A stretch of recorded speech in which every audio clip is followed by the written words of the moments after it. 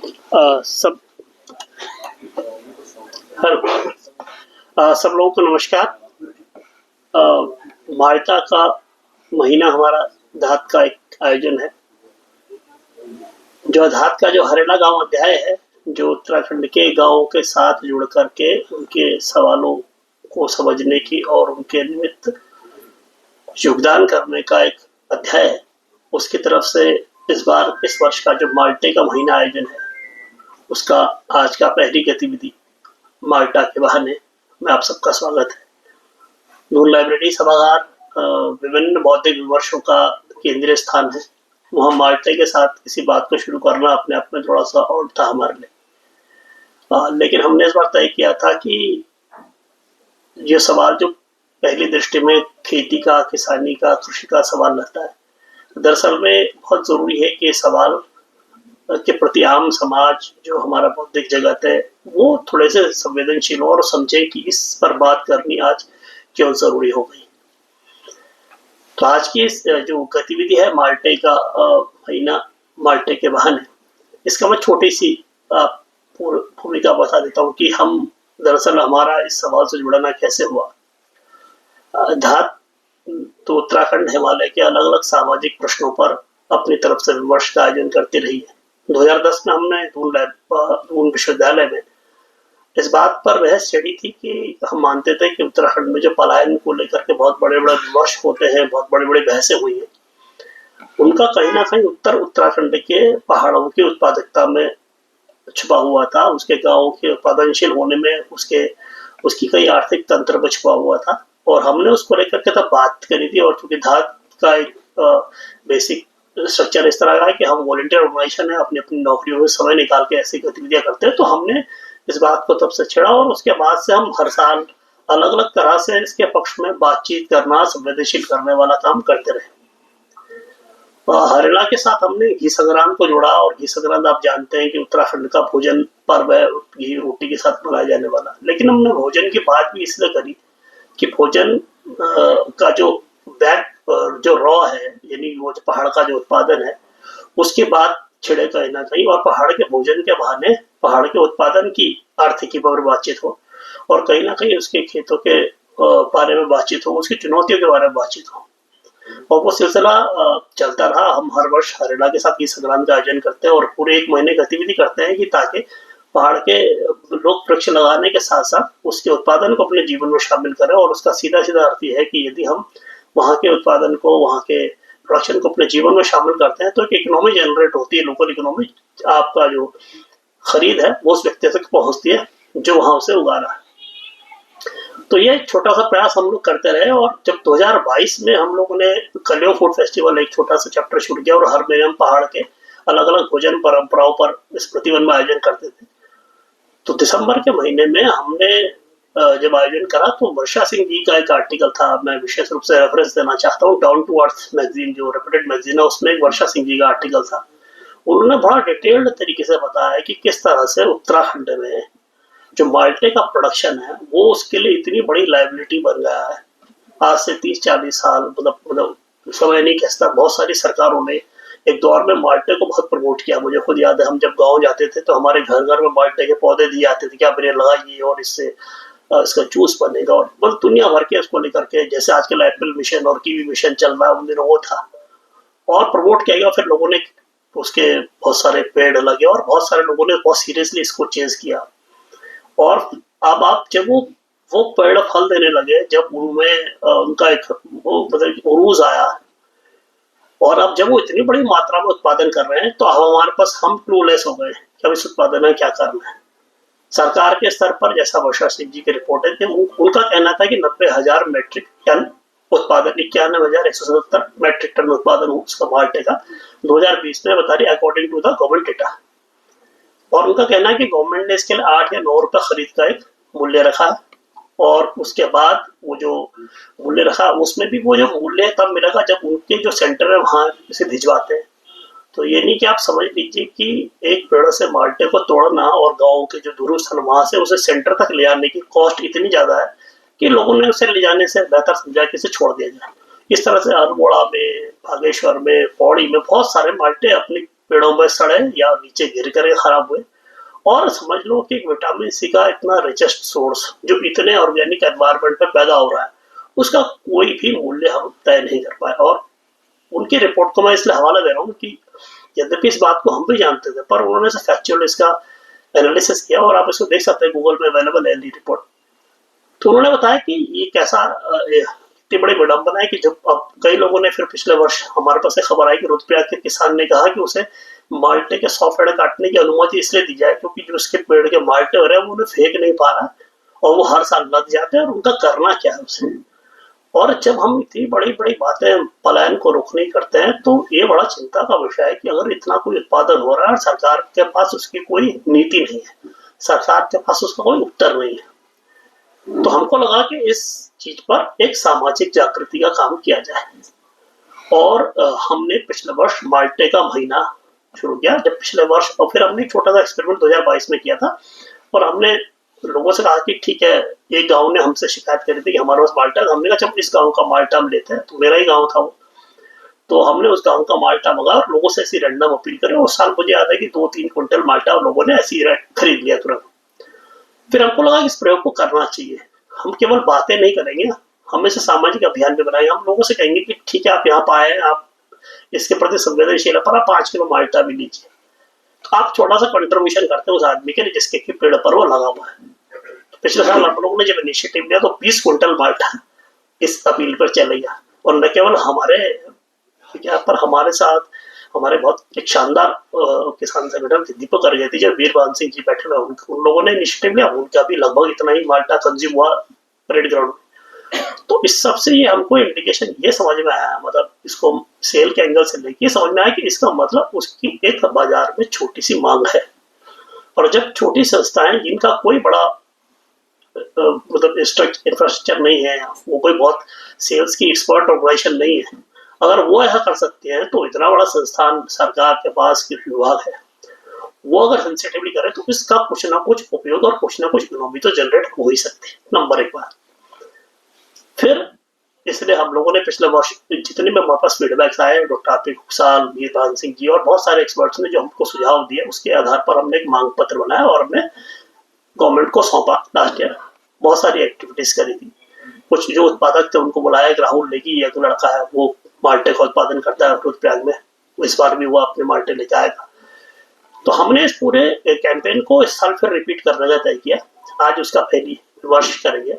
Expert तो पूरी बातें बताएंगे, मैं तो सामान्य बात बता रहा हूँ आपको, लेकिन ये पूरी कार्रवाई को आपसे साझा करने का, दूर लाइब्रेरी में से आयोजन करने का माल्टे का मकसद ये है कि हम इस विषय पर सामाजिक चिंता जाहिर कर रहे हैं कि जब एक तरफ हम ये कह रहे हैं कि पहाड़ के गांव खाली हो रहे हैं, वहाँ सुअर है, वहाँ बंदरों का संकट है, तो जो वहाँ प्रोडक्शन हो रहा है, क्या हमारे पास उसके लिए कोई उत्तर है? और अगर नहीं है, तो हमको इस बात को लेकर के सामाजिक दबाव बनाना चाहिए और एक सामाजिक अभियान इस तरह का आकार लेना चाहिए जिसमें हर वर्ष जो भी लोग अपने खेतों में माल्टे का या सिट्रस फलों का उत्पादन करते हैं, अगर हम एक सोशल चेन बना सके, हम उनको कंजम्पशन दे सके, उनको एक सम्मानजनक मूल्य दे सके। पिछले वर्ष हमने जन समर्थन मूल्य डिक्लेयर किया 40 रुपए माल्टे का और 50 रुपए नारंगी का। और हमने उनसे कहा कि क्योंकि सरकार तो 8 रुपए में, गाँव में जाओ तो 1 रुपए का दाना देते हैं, मैं आपको सच बताऊँ तो बड़ा शर्म का विषय है, यानी कि 1 किलो का मतलब 8 रुपए किलो। आप गाँव में जब कट्टा भर के आपको 100 रुपए में दे देंगे, क्योंकि उनको खुद नहीं मालूम कि उसकी वैल्यू क्या है। और जबकि माल्टा यहाँ पर 100 रुपए किलो भी बिकता है एक टाइम पे आकर के, क्योंकि विटामिन सी का रिच सोर्स है। तो हमने ये तय किया कि नहीं, उनको उनके जो प्रोडक्शन की वैल्यू देनी है, तो इसलिए हमने उनसे कहा कि आप उसको 30 रुपए में देहरादून ला के दीजिए, 10 रुपए उसका सेलिंग कॉस्ट बनाते हैं और हम सब मिलकर खरीदेंगे, जितना हमसे सामर्थ्य है। अपने दोस्तों से कहेंगे भाई चलो हम 2 किसानों की मदद करेंगे, बट करेंगे एक जरूर, क्योंकि लोग हमसे कहते हैं कि तुम कब तक बातें करते रहोगे, इस पर कुछ ठोस होना भी चाहिए। तो हमने छोटा सिंबॉलिक जेस्चर के तौर पर उनसे लिया। इस साल भी ऐसा करने का तय किया। कल से हम एक मोबाइल वैन चलाएंगे, उसके बारे में किशन जी बताएंगे यार। तो कुल मिलाकर के इस साल की जो माल्टे का महीनाई गतिविधि है, माल्टे के बहाने पहाड़ के जो फल है, वहाँ के नैसर्गिक फल है, इतने ऑर्गेनिक वातावरण, उनकी एडवोकेट, उनकी बात को सामाजिक चिंता में शामिल करना है, वो हम सबके चिंता होनी चाहिए। क्योंकि अगर कोई आज लड़का बड़ी बड़ी बातों से प्रेरित होकर पहाड़ पे जाकर दोबारा अपने खेत में पेड़ लगा कर उत्पादन कर रहा है, तो हमारी समाज के तौर पे जिम्मेदारी है हम उस लड़के के साथ खड़े हो जाए। हम देहरादून के लोग इतना तो कर सकते हैं कि उसके उसको भरोसा दें कि भाई अगर तू खड़ा हुआ है तो हम तेरे साथ हैं, और एक समाज के रूप में, कम्युनिटी के रूप में साथ हो। और अगर हम कम्युनिटी के रूप में साथ हुए तो सरकार को भी साथ लाने में हम कामयाब हुए, क्योंकि उनको भी मालूम पड़ा है कि हाँ, समाज में इसमें चर्चा है। तो इस बात को इतना रखते हुए मैं आज की जो सभा है इसको औपचारिक रूप से प्रारंभ करेंगे। तो आज की सभा की अध्यक्षता के लिए था कि जो हमारे वरिष्ठ उपाध्यक्ष है श्री डी सी नोटियाल जी से मेरा निवेदन रहेगा कि वो हमारे सभा की अध्यक्षता की अनुमति दें। तो नोटियाल जी से नमस्कार का निवेदन रहेगा। नोटियाल जी का ताली बजा करके स्वागत किया जाए। और हमारा जो हम इस अब हरियाणा गांव का तो मैंने थोड़ी सी भूमिका रखी, इससे पहले कि हम प्रमुख वक्ताओं को मंच पर बुलाया और उनसे बातचीत सुनेंगे क्या क्या है। मैं चाहूंगा कि किशन सिंह जी जो हमारे हरियाणा गांव के वरिष्ठ साथी हैं, और उन्होंने एक फंची सहकारिता के साथ एक प्रयोग भी किया, जो माल्टे को देहरादून में घर घर तक पहुंचाने का पिछले साल का अभियान था, और इस साल जो मोबाइल वैन का कैंपेन है वो किशन जी की तरफ से ही होना शुरू। तो मैं चाहूँ किशन जी अपनी छोटी सी बात रखेंगे, उसके बाद वक्ताओं को मंच पर बुलाते हैं। किशन जी।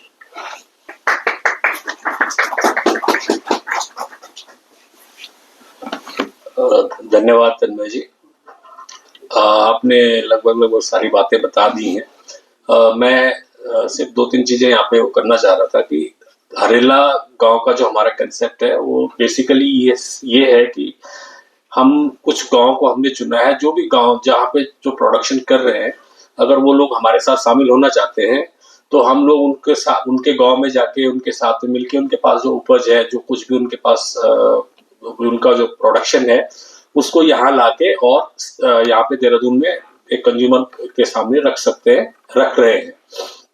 इस मामले में हमने पिछले 2-3 साल में करीब 5-6 गाँव को अभी तक जो है जहाँ से हम लोग प्रोडक्शन ले रहे हैं और यहाँ पे देहरादून में पहुंचा रहे हैं। तो इसी के तहत अभी माल्टा को भी जो है माल्टे का महीना बोल के हमने जो शुरुआत करी थी हरेला गांव के तहत इसको कर रहे हैं, और मैं हरेला गांव की तरफ से आप सभी का स्वागत करता हूं इस मंच पे, और सभी से प्रार्थना करता हूं कि हमारा जो मकसद है वो एक सामाजिक भागीदारी का है। सरकारों से सवाल पूछना या सरकारों की क्या उसमें भूमिका है, इस बारे में हम मतलब इस मंच पे कम से कम नहीं बोल रहे हैं, और वो कर सकते हैं लेकिन वो हम एक इंडिविजुअल या एक छोटी संस्था के तौर पे नहीं कर सकते, उसमें समाज में बड़ी व्यापक हो है। हम सिर्फ ये चाह रहे हैं कि हम एज ए समाज, जो समाज है वो हम क्या कर सकते हैं, हमारा भी तो कुछ योगदान है। अगर मुझे अभी देख रहा था मैं कि करीब 56-57% स्ट्रेंथ जो है देहरादून की 1.20 करोड़ की, वो जो है पहाड़ी है, मतलब पहाड़ से संबंधित है। तो हमने कभी न कभी जो भी पहाड़ में रहा होगा, आज नहीं तो कल पहले 10 साल पहले 20 साल पहले उसने माल्टा तो चखा ही होगा। अगर हम 5-5 किलो माल्टा ले लेंगे तो 90,000 जो बता रहे थे 90,000 मैट्रिक टन का जो प्रोडक्शन है, क्या वो देहरादून में खपत नहीं हो सकती है। इसके लिए हमें जो है हमारा जो मकसद है वो ये है कि हम उस किसान के साथ में खड़े हों जिसके पास, जैसे अभी जो आप तन्मय जी बता रहे थे कि उसने बोला मेरे पास 150 पेड़ है, इनको काटने की अनुमति दी जाए, क्योंकि उसको काट भी नहीं सकता, वो जंगल बन गया है, तो उसको काटने के लिए भी वन विभाग परमिशन नहीं दे रहे। और आज भी कंडीशन ये है कि गांव में पहाड़ों पे माल्टा जो है पेड़ों से लटक के नीचे अपने आप गिर जाता है या झाड़ के फेंक देते हैं, क्योंकि उसको लेके जाके 150-200 किलोमीटर दूर कहीं पे एक गवर्नमेंट ने वो बना रखा है, कलेक्शन सेंटर बना रखा है, वो बेचारा वहां तक उसको पहुंचाएगा और पहले यहाँ से तोड़ के लाएगा, उसके बाद उसको वहां तक पहुंचाएगा। मुझे नहीं लगता है कि उसको कुछ मिलने वाला है, वो वहां जाके खाली हाथ वापस आएगा। तो वो क्यों करेगा, क्यों उस खेती को करना चाहेगा? जिनके पास 1-2 पेड़ थे उन्होंने काट दिए, जिनके पास बड़े हैं वो अभी कुछ नहीं कर सकते क्योंकि बन रहा है और झड़ रहा है। तो ये एक सामाजिक पहल हम लोग चाह रहे थे कि हम धात की तरफ से हमने कोशिश करी है, और भी संस्थाएं जो भी जैसे कृषक संघ है और भी कई संस्थाएं हैं जो इस काम को कर रही हैं। तो मुझे नहीं लगता है कि 90,000 मैट्रिक टन का खपत करना देहरादून में कोई बहुत बड़ी बात है। अगर 5-5 किलो या 2-2 किलो 5-5 किलो अगर हम लोग प्रयास करें, हम लोगों ने प्रयास किया है इस पूरे महीने भर हम कल 11 तारीख से परेड ग्राउंड में गांधी पार्क से शुरुआत करेंगे, जो कि 3 या 4 दिन तक वैन गांधी पार्क में रहेगी। उसके बाद हम आप लोगों से भी प्रार्थना करेंगे कि जहाँ पे संभव हो सके आप लोगों के क्षेत्र में जहाँ पे भी अगर ऐसी कोई लोकेलिटी है तो हम वहाँ पे भी अपनी वैन भेजने के लिए तैयार हैं। उसके बाद हम लोग 15 तारीख को एक कलियों का आयोजन करेंगे स्मृति वन में, जो कि बाल्टे के थीम के ऊपर ही डिपेंड होगा। वहां पर भी हम लोग जो है करीब 75 से 100 आदमियों के लिए लंच की व्यवस्था करेंगे, और वहां जो है वहां पर भी माल्टा उपलब्ध होगा सेल के लिए। उसके बाद हमने एक जितने भी हमारे सहयोगी हैं जो बाहर के शहरों में रह रहे हैं, दूसरे शहरों में रह रहे हैं, उन लोगों से हमने निवेदन किया है कि वो अपने क्षेत्र में किसी भी दिन अपनी सुविधा के अनुसार माल्टे को कंज्यूम करने के लिए एक अवेयरनेस के लिए एक वो बनाए, एक कलियो फूड छोटा सा फूड फेस्टिवल टाइप का करें जिसमें कि माल्टा मेन रूप से यूज किया जाए। उसके बाद 22 तारीख को हमने हरेला गांव के तहत एक गांव गवाणी है पौड़ी गढ़वाल में, वहां पर एक आयोजन किया गया है। वहां पर भी हमने माल्टे के जो प्रोड्यूसर है और हम लोग जो यहाँ से जाएंगे और उनके साथ में भी एक वार्ता होगी उसमें कैसे, क्योंकि हमारे पास बहुत अच्छे अच्छे विशेषज्ञ हैं जो लोग इस चीज के बारे में जानते हैं। हम तो माल्टा सिर्फ कचगोल बनाने की थी, बाकी और कुछ नहीं जानते उसके बारे में। तो जो तकनीकी ज्ञान है वो हमारे पास विशेषज्ञ हैं जो उनको देंगे कि कैसे करके उसको मतलब बचाया जाए, लंबा खींचा जाए, या उसको कैसे करके यूज किया जाए। अभी जैसे एक बाहर हम खड़े थे तो एक भाई साहब ने सवाल पूछा था कि वाई माल्टा, तो इस प्रकार की जो जानकारियां हैं, why Malta, why should only Malta, जबकि लोग बोलते हैं कि साहब मौसमी का जूस पी रहे, बिल्कुल सही बात है, मौसमी का जूस पी रहे, हम शुरू से मौसमी का जूस पीते हुए आ रहे हैं, लेकिन माल्टा का जूस क्यों नहीं पी सकते? इतना माल्टा होता है उत्तराखंड के अंदर, उस माल्टे का हम लोग यहाँ पे आके जूस क्यों नहीं बन सकता? मौसमी हम बाहर से मंगा के उसका जूस पी रहे हैं, लेकिन माल्टा हमारे यहाँ है, हम उसको खरीद के उसका जूस नहीं बना के पी रहे हैं। तो ये जो क्वेश्चंस हैं, इन क्वेश्चंस के जो जवाब हैं ये हम लोग नहीं जानते हैं, हम लोग इसके बारे में बहुत ज्यादा समझ नहीं रखते हैं। तो जो लोग इस विषय के ज्ञाता है, हमने उन लोगों को आज इस आयोजन में बुलाया है, और वो लोग आपके सामने जो भी क्वेरीज होंगी, जो भी क्वेश्चंस होंगे, हम लोग उनसे पूछेंगे और आप लोग उनसे सीधे पूछ सकते हैं। इसके बाद पूरे महीने भर के कार्यक्रम चलने के बाद 12 जनवरी को संस्कृति विभाग के सभागार में इसका समापन होगा, और उस समापन के दिन भी जो है माल्टे की थीम पर ही एक कलियो फूड फेस्टिवल का आयोजन किया जाएगा। अब आप सभी लोगों से अनुरोध है, जितने भी लोग यहाँ पे आए हुए हैं, और अपने अगल बगल में भी ये जानकारी साझा कीजिए और हमारा साथ दीजिए, हमारा सहयोग दीजिए। क्वेश्चन पूछना तो बहुत आसान है, लेकिन जवाब ढूंढना थोड़ा मुश्किल है। धन्यवाद।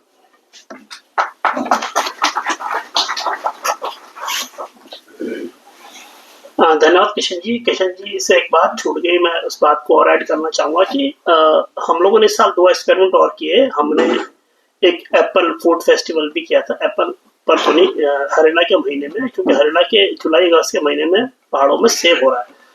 तो हमने पौड़ी में कुछ लोगों ने सेब के बागीचों का प्रयोग किया है। कुछ बहुत अच्छे किसान है, पवन बिस्ट है और एक रावत मैडम है, सविता रावत जी हैं, रोहन बिस्ट हैं, और बहुत सारे वहाँ के यंग बंदे हैं जिन्होंने एज अ कैरियर इसको अपनाया और बगीचे खड़े करे। और उन्होंने साल उनका सेब आया था, तो हमने उस वक्त भी बहुत लोगों से अपील करी थी कि उनका सेब खरीदे, और बहुत अच्छा सेब था। और तब भी हमने काफी बड़ी मात्रा में लोगों को कनेक्ट किया। तो हमने एक ट्रेडिशन बनाया कि हम बातचीत भी करेंगे और साथ में एक छोटा सा कंट्रीब्यूशन भी करेंगे। ये रास्ता गांधी ने एक दौर में भारत को दिया था, वो बहुत खूबसूरत रास्ता। और इसके बाद हमने कीवी भी, कई लोगों ने इस बार पौड़ी पहाड़ों में बहुत लोग कीवी मिशन भी चल रहा है, कई लोगों ने कीवी प्रोड्यूस भी किया। अब कीवी का चैलेंज अलग तरह है, क्योंकि नया तरह का फल है, बहुत महंगा फल है।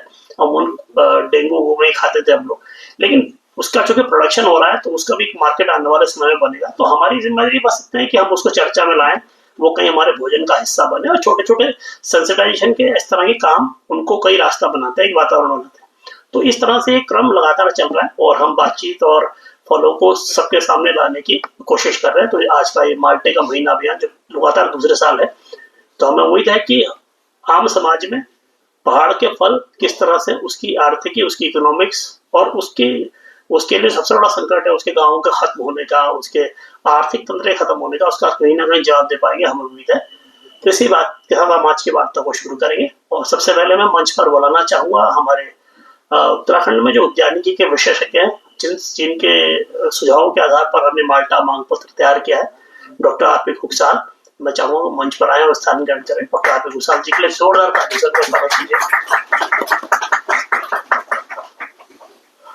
डॉक्टर खुकसाल का पूरा जीवन उद्यानिकी विभाग में, उसके रिसर्च में, उसके काम को करते हुए था और न केवल उन्होंने अपनी नौकरी के तौर पर इस काम को किया, बल्कि एक सामाजिक अभियान के तौर पर वो जो भी उन्होंने ज्ञान संचित किया है उसको लगातार अपने सोशल मीडिया पर साझा करते हैं। जो भी किसान, यंग बच्चे इसको काम को करना चाहते हैं, उनके लिए 24 घंटे वो उपलब्ध रहते हैं आवश्यक सलाह देने के लिए, और हर कॉल पर हर जगह उपस्थित रहने की जो उनकी वृत्ति है वो बताते हैं कि वो अपना एक सामाजिक योगदान देने के लिए बहुत उत्सुक है। तो हमें खुशी है कि उन्होंने अपना समय देने को तय किया। और दूसरे साथी हमारे जो हमारे लिए उदाहरण है वो है वीरभान सिंह जी। वीरभान सिंह जी को मैं मंच पे आमंत्रित भी करना चाहूंगा। साथ में वीरभान सिंह जी का दो परिचय। वीरभान सिंह जी एक प्रगतिशील किसान भी हैं, एंटरप्रेन्योर भी है इस फील्ड के, वो उसके प्रोसेसिंग से और तमाम तरह के प्रोडक्शन से जुड़े हुए हैं और न केवल उत्तराखंड में बल्कि हिमाचल में भी उनका काम है। तो इस तरह से जिस हिमाचल के उदाहरणों को उत्तराखंड में सबसे ज्यादा इस्तेमाल किया जाता है उसके वो प्रत्यक्ष गवाह है। और इसके साथ जो सबसे बड़ा महत्वपूर्ण काम उन्होंने किया है कि दीपक अरगेती जी और आप लोगों ने एक बड़ा किसानों का, उत्तराखंड के उत्पादकों का समूह बनाया जो उनके सवालों को लेकर के एडवोकेसी से लेकर के तमाम तरह के पत्राचार और तमाम तरह के गतिविधियां करने की कोशिश कर रहा है। तो एक तरह से संभावना बन रही है कि जो उनके सवाल हैं वो लगातार आम समाज में लेकर के आ रहे हैं। तो वीरभान सिंह जी का और डॉक्टर आरपी खुकसाल जी का स्वागत है। हम उनसे सवाल करेंगे और पहले तो उनसे हम सामान्य बातचीत करेंगे, उसके बाद आप सब भी उनसे सवाल ले सकते हैं और छोटी सी बातचीत को हम जल्दी कोशिश करेंगे ताकि अधिक से अधिक लोगों की इस हिस्सेदारी हो। तो सबका आपका स्वागत है और हम उनसे बातचीत प्राप्त करते हैं।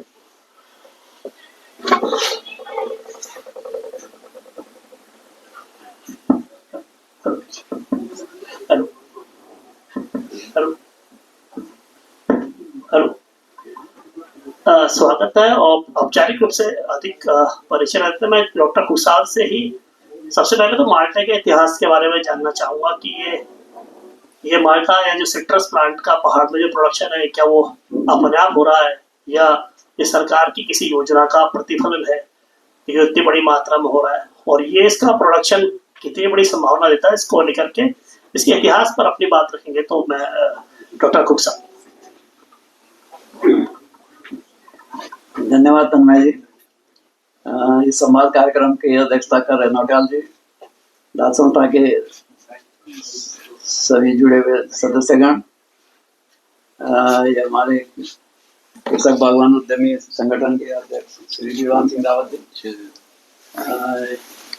ये मुझे अवसर देने के लिए राज संस्था का बहुत बहुत धन्यवाद और आभार। ये राज संस्था का बहुत ही सराहनीय प्रयास है कि पलायन रोकने की बातें, चर्चाएं काफी होती हैं, लेकिन सबसे बड़ी विडंबना यह है कि जो पर्वतीय क्षेत्रों में जो हमारे उत्पाद हैं उनको अच्छा बाजार न मिल पाने के कारण किसान काफी हतोत्साहित और निराश है। जहाँ तक माल्टा की बात है तो वर्ष के जैसे ही विगत 20-30 साल से मैं भी देख रहा हूँ, ये आप लोगों ने भी अनुभव किया होगा मीडिया के माध्यम से, समाचार पत्रों के माध्यम से, कि जैसे ही नवंबर-दिसंबर का माह आता है और माल्टा विपणन की चर्चा में आ जाता है। वो हर साल है, आज की कहानी नहीं है।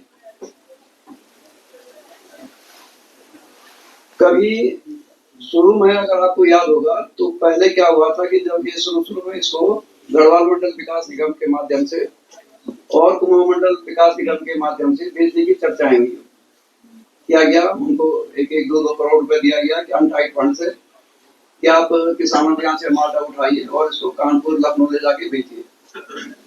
लेकिन वो पैसे भी बर्बाद किया, माल्टा लेके लोग गए, तोड़ के किसानों को सपोर्ट प्राइस दिया गया, तो वो विचार भी नहीं सफल हुआ। उसके बाद आपके रुद्रप्रयाग जनपद तिलवाड़ा में ये हुआ कि साहब यात्रा सीजन में क्योंकि ये दिख जाएगा तो इसके लिए एक फैक्ट्री लगाई गई, जूस फैक्ट्री लगाई गई, काफी बड़ी जूस जनपद के रहने वाले हैं जिनको संज्ञान हो। ये 80 के दशक मतलब उसकी बात है, 80-90 के दशक में। और उसमें ये हुआ था कि माल्टा का जितना भी प्रोडक्शन, क्योंकि सबसे ज्यादा प्रोडक्शन चमोली जिले में मंडल एरिया में और रुद्रप्रयाग जनपद में होता था, तो वहां पर उसकी फैक्ट्री लगाई गई जूस की, और वहां पे पूरा माल्टा कलेक्ट करके रखा गया। फैक्ट्री चली भी 1-2 साल, लेकिन वो घाटे में होने के कारण वो भी बंद हो गई। उसके बाद आपने सुना होगा लास्ट ईयर माननीय मंत्री जी का वक्तव्य था कि पहाड़ का माल्टा, उत्तराखंड का माल्टा, उत्तराखंड के माल्टे से गोवा में बनेगी वाइन। बड़े बड़े हेडलाइंस में ये पेपरों में आया था कि यहाँ से हम माल्टा जो है गोवा जाएगा और गोवा में हम उसकी जो है वो शराब बनाने के काम आएगा। उसके बाद कुछ उन्होंने सपोर्ट प्राइस की माल्टा की हिसाब के सामने के उसका सी ग्रेड का ही करते हैं, मतलब जो ए और बी ग्रेड का बड़ा साइज का उसका नहीं, केवल सी ग्रेड का। और कभी 7 रुपए कभी 8 रुपए, विगत वर्ष 9 रुपए रखा था किलो। और उसमें शर्तें थी कि वो कलेक्शन सेंटर जो वहाँ पे बने वहां तक किसान लाएगा, तो किसानों को देख पड़ना था उसमें, मतलब फल तोड़ना उसको वहां तक पहुंचाना। इस तरह से मतलब पहाड़ पर्वतीय क्षेत्र जितनी भी सरकारी दावे रहे या सरकार के प्रयास रहे वो असफल प्रयास रहे, वो नहीं हो पाया। आज भी माल्टे जो है, माल्टा के किसान जो है वो मतलब हतोत्साहित है, उसको उसका उचित मूल्य नहीं मिल पा रहा है। जहां तक हम माल्टा की बात करते हैं पर्वतीय क्षेत्रों में, तो 1000 मीटर से लेकर के 2000 मीटर की ऊंचाई वाले जितने भी स्थान है वहां पर अधिकतर माल्टा होता है। जैसा तन्मय जी ने कहा, माल्टा दरअसल में ये किसी योजना के तहत या उद्यान विभाग की देन नहीं है। पुराने जमाने में जो लोग थोड़ा बुजुर्ग होंगे 70 साल से ऊपर के, तो जब हम लोग जाते थे ऋषिकेश से लेकर यात्रा पे या कहीं चमोली जिले रुद्रप्रयाग जिले में, तो चाहे रुद्रप्रयाग हो, चाहे कर्णप्रयाग हो, चाहे पीपलकोटी हो, वहाँ के किसान जो है पीठ पे कंडी पे नारंगी लेके आते थे। ये पौड़ी का इलाका हो, ज्यादातर पूरे पहाड़ में नारंगियां होती, संतरा होता था। तो संतरा के मार्केटिंग की कोई समस्या नहीं है, आज की तारीख में भी नहीं। गांव में जहां पर भी संतरा है उसकी कोई समस्या नहीं, समस्या है माल्टा की। तो हुआ यूं कि माल्टा में बीज बहुत होता है, कुछ माल्टा के पौधे अच्छे भी हैं, मैं नहीं कह रहा कि सारा माल्टा खराब है। तो जब से जूस फैक्ट्री लगनी शुरू हुई तो इन्होंने क्या किया, जूस तो निकाल दिया और बीज जो है वो जमा करते गए। और जो सरकारी नर्सरियां थी या जो प्राइवेट नर्सरियां थी, क्योंकि पहले हमारे जमाने में जब मैं सेवारत था तो हम लोग लखनऊ से या बाहर अन्य राज्यों से संतरे का बीज मंगाते थे, एक एक दाना बीज बोते थे, उसके पौधे तैयार करते, तब योजना में संतरा का पौधा चलता था। लेकिन धीरे धीरे लोगों ने शॉर्टकट करना शुरू किया, वो बीज उठा करके नर्सरियों में बेचना बोना शुरू किया, तो सारे माल्टा के हुए। उसके बाद हुआ क्या कि कोई भी किसान जब लेने गया, पौध लेने गया, तो उसने मांगे संतरा के पेड़ और वो उसको बिड़ा दिए गए माल्टा के पेड़, क्योंकि उनका थे ही माल्टा, संतरा के पेड़ तो थे नहीं। तो धीरे धीरे उनकी तादाद बढ़ती गई और हर एक में वो खेत के कितना रुपये लगाते गए, तो उसी तरह काफी बढ़ गए। मैं नहीं कह रहा हूँ सारे पेड़ ऐसे थे, कुछ पेड़ बहुत अच्छे भी हैं। मंडल के इलाके में जाएंगे तो वैरायटी है, क्योंकि माल्टा की जो होती है वैरायटी होती है। ब्लैक रेड हुई, जापा हुई, नेवल वाशिंगटन हुई, मतलब एक नॉन वैरायटी होती है। कोई भी चीज अगर हम उन्नतशील किस्म की बात करेंगे तो उसका नाम होगा। इस माल्टा का कोई नाम नहीं है, इसको कहते हैं माल्टा कॉमन, मतलब इसकी कोई जात नहीं है, ये अपने आप ही जो इस तरह का हो गया। तो धीरे धीरे क्या हुआ, फिर उसके बाद क्या हुआ कि इसका उचित रख रखाव भी, इसका वो भी दिक्कत रही, लोगों को तकनीकी जानकारी नहीं थी। क्योंकि जो पुराने नारंगी के पेड़ क्या हुए कि जो पहले नारंगी के पेड़ थे वो धीरे धीरे सारे डिक्लाइन करने लग गए, क्योंकि जब तक आपको किसी फसल के बारे में, उसके बारे में पूरी तकनीकी जानकारी ना हो तो वो जो है उसका उत्पादन उतना अच्छा हो नहीं पाता। तो इस तरह से इसका एक अपना माल्टा का इतिहास है। और माल्टा अपने आप में एक बहुमुखी फल है, उसकी स्वास्थ्यवर्धक उसकी उपयोगिता है, वो क्या कहते हैं उसका आयुर्वेदिक उसके औषधि गुण है, उसका हर पार्ट उसकी उपयोगिता है। मतलब एक तो उसका खट्टा मीठा स्वादिष्ट जूस है, विटामिन सी प्रचुर मात्रा में है, एंटी ऑक्सीडेंट है, शरीर को डिटॉक्स करता है, जितने भी स्वास्थ्य विटामिन कार्बोहाइड्रेट्स या प्रोटीन है जो भी तो सारे उसमें उपलब्ध हैं। तो इस तरह से जो है उसका छिलका जो है सौंदर्य प्रसाधन के काम में आता है और कहीं कहीं बहुत अच्छा काम हो रहा है। मैं एक बार गया था इसमें ये ILSP जो UGBS करके जो संस्था है इसकी मॉनिटरिंग में गया था मैं। तो मैं गया था पिथौरागढ़ में, करनाली छेना एक जगह है, तो वहाँ पर एक संस्था काम करती है, बहुत अच्छा देखने लायक है। उसमें एक दीपक बिस्ट है, उसके हेड थे उस समय, रिपोर्ट में आ गया। इन्होंने इतना अच्छा कर रखा वहाँ पे, 15-20 लोगों का स्टाफ है, पूरा प्रोटोकॉल फॉलो होता है जिसका केयरिंग सेंटर का, मतलब जिस तरह के प्रोटोकॉल्स होते हैं हर चीज उनका बना है। और आपका ये रजिस्टर्ड वो है जो उसकी जो प्रोसेसिंग यूनिट है, APL लाइसेंस को जो भी लाइसेंस जारी है, तो वो सारा स्थानीय माल्टा कलेक्ट करते हैं, 20 या 25 रुपए किलो के हिसाब से उनसे लेते हैं और सारा उसका जूस बनाते हैं, उसका छिलका सुखाते हैं, उसका सौंदर्य प्रसाधन पे उसके एडवांस डिमांड है।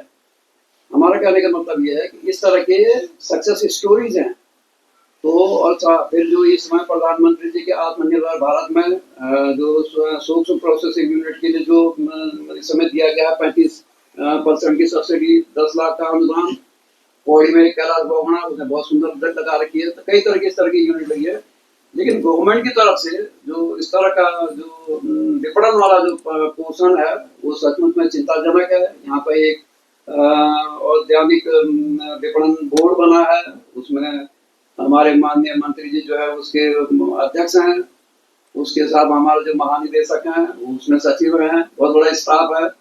लेकिन वो उनका केवल और केवल काम ये होता है कि जैसे सेब का जब सीजन खत्म होने को होता है तो वो सेब की पेटियां बाजार से खरीद के उनको उपलब्ध करवाते हैं, जबकि कायदे से सारे फलों के लिए जो है इसकी विपणन की व्यवस्थाएं होनी चाहिए, उस पर चर्चाएं होनी चाहिए, फिर उसका कैसे पैकेजेस की ट्रेनिंग होनी चाहिए। तो अन्य कई सारे विषय हैं। इस पहले वाले प्रश्न का जितना ही जवाब तब बते रहा मेरे ख्याल में।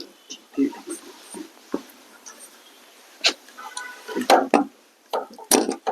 दरअसल में आपने तो माल्टे का पिछले वर्ष भी भुगसाल जी आए थे, तो उन्होंने माल्टे का डिटेल हम उनसे इसलिए जानना चाह रहे थे कि उनका लगभग 50-60 सालों का अनुभव है इस क्षेत्र का।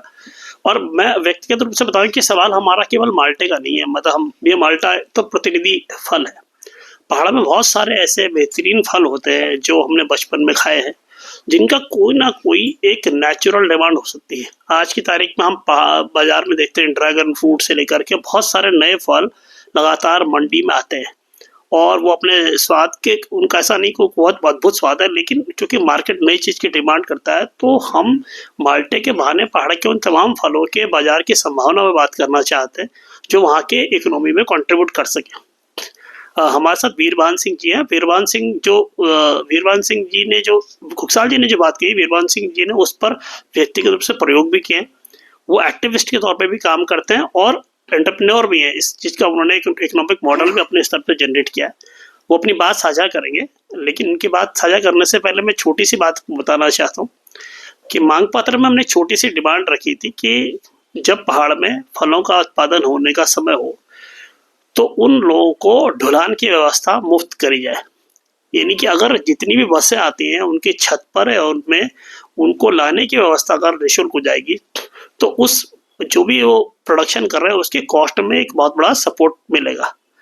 अभी किशन जी बता रहे थे जो कल जो माल्टा हमारे पास आ रहा है दुधार खाल से, तो दुधार खाल से 20 किलो माल्टे को पहले सतपुली आने में 5 रुपये पर केजी कॉस्ट पड़ा, उसके सतपुली से देहरादून आने में फिर 5-7 रुपये कॉस्ट पड़ेगा, फिर देहरादून से भी। तो अगर हम उनके कॉस्ट को जो कुल जिस फ्रूट की कॉस्ट ही 30 या 40 रुपए है उसमें 10 रुपए का अगर आप सपोर्ट इस तरह से देते हैं कि उसके ढुलाई जहां पर भी वो मुफ्त हो जाती है, निःशुल्क हो जाती है, जबकि बसों का रेगुलर आना जाना है, तो भी एक बड़ा सपोर्ट सिस्टम जनरेट होता है। ये बहुत सामान्य सी बात है, कोई बहुत बड़ा रॉकेट साइंस नहीं है।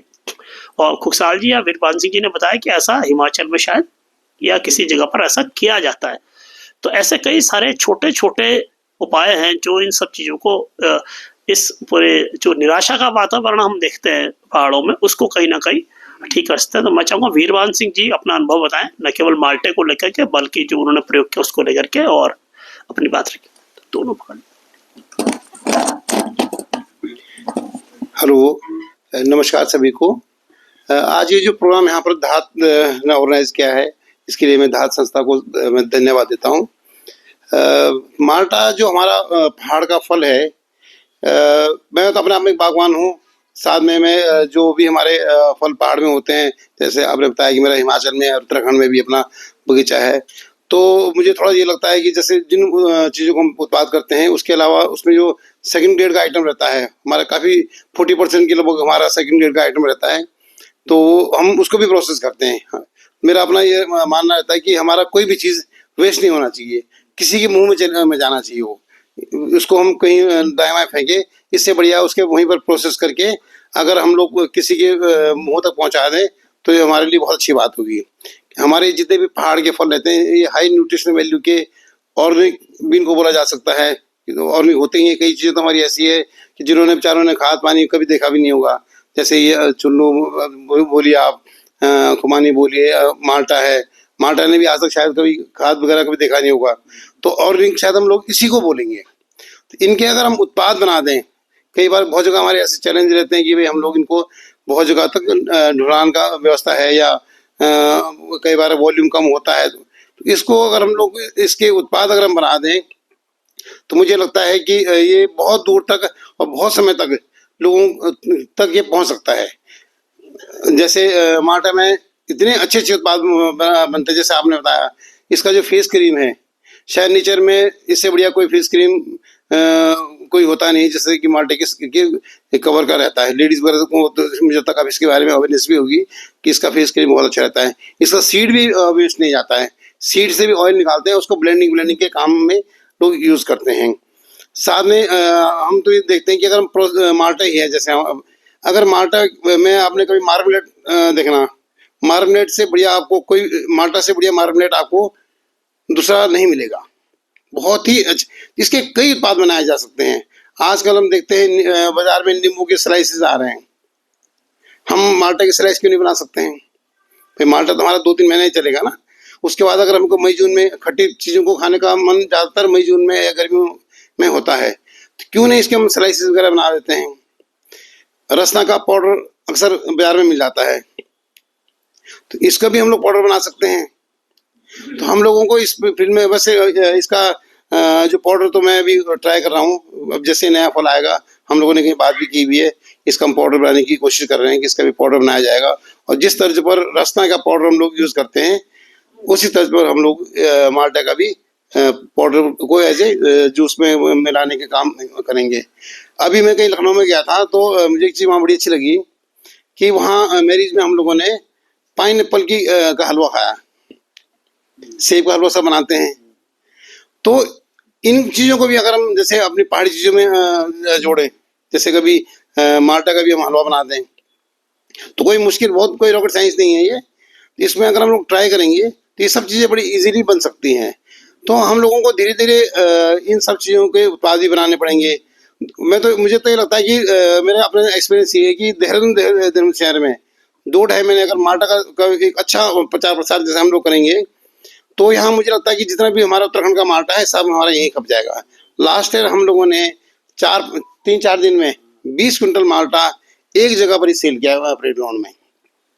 और जब हमारे पास माल्टा खत्म हो गया, उसके बाद माल्टा लेने वालों की संख्या, जो बाद में जब उसका हल्ला चला कि वहाँ माल्टा मिल रहा है, आप लोगों ने भी जगह जगह प्रचार प्रसार किया, उसके बाद माल्टा की इतनी डिमांड आई कि जैसे हम लोग अपने घरों में रहते हैं, तो वहाँ लोगों ने कहा कि आप लोगों ने वहाँ माल्टा भेजा, जरा हमारे माल्टा मंगा दीजिए। तो मुझे ये लगता है कि जो लोग हम लोगों ने लास्ट ईयर इतना प्रचार प्रसार किया था, उसका इस साल बहुत अच्छा इम्पैक्ट रहेगा। और मुझे तो लगता है कि 400-500 क्विंटल से ज़्यादा हम लोग इस साल देहरादून में ही माल्टा का सेल करेंगे।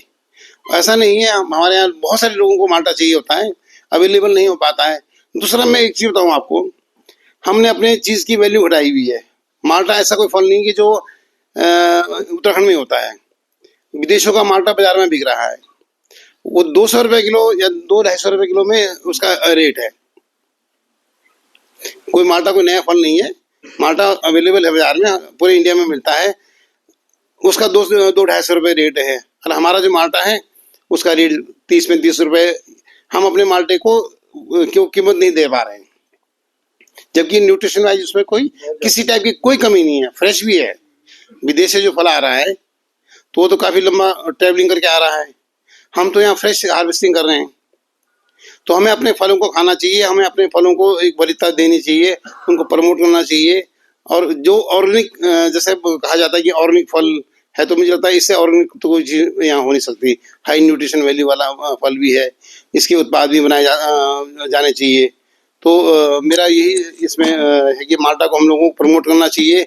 हमारा ये फल है, इसमें किसी टाइप की कोई कमी नहीं है, सिर्फ कमी इस बात की रही है कि इसको हमारी सरकार ने प्रमोट नहीं किया। इसमें सिर्फ ये कमी रही कि हमारी सरकार ने इसको प्रमोट नहीं किया। अगर हम लोगों को इसको प्रमोट करना पड़ेगा, सरकार को तो चलो रहने दीजिए, इसमें ज़्यादा दोष देना ठीक नहीं है।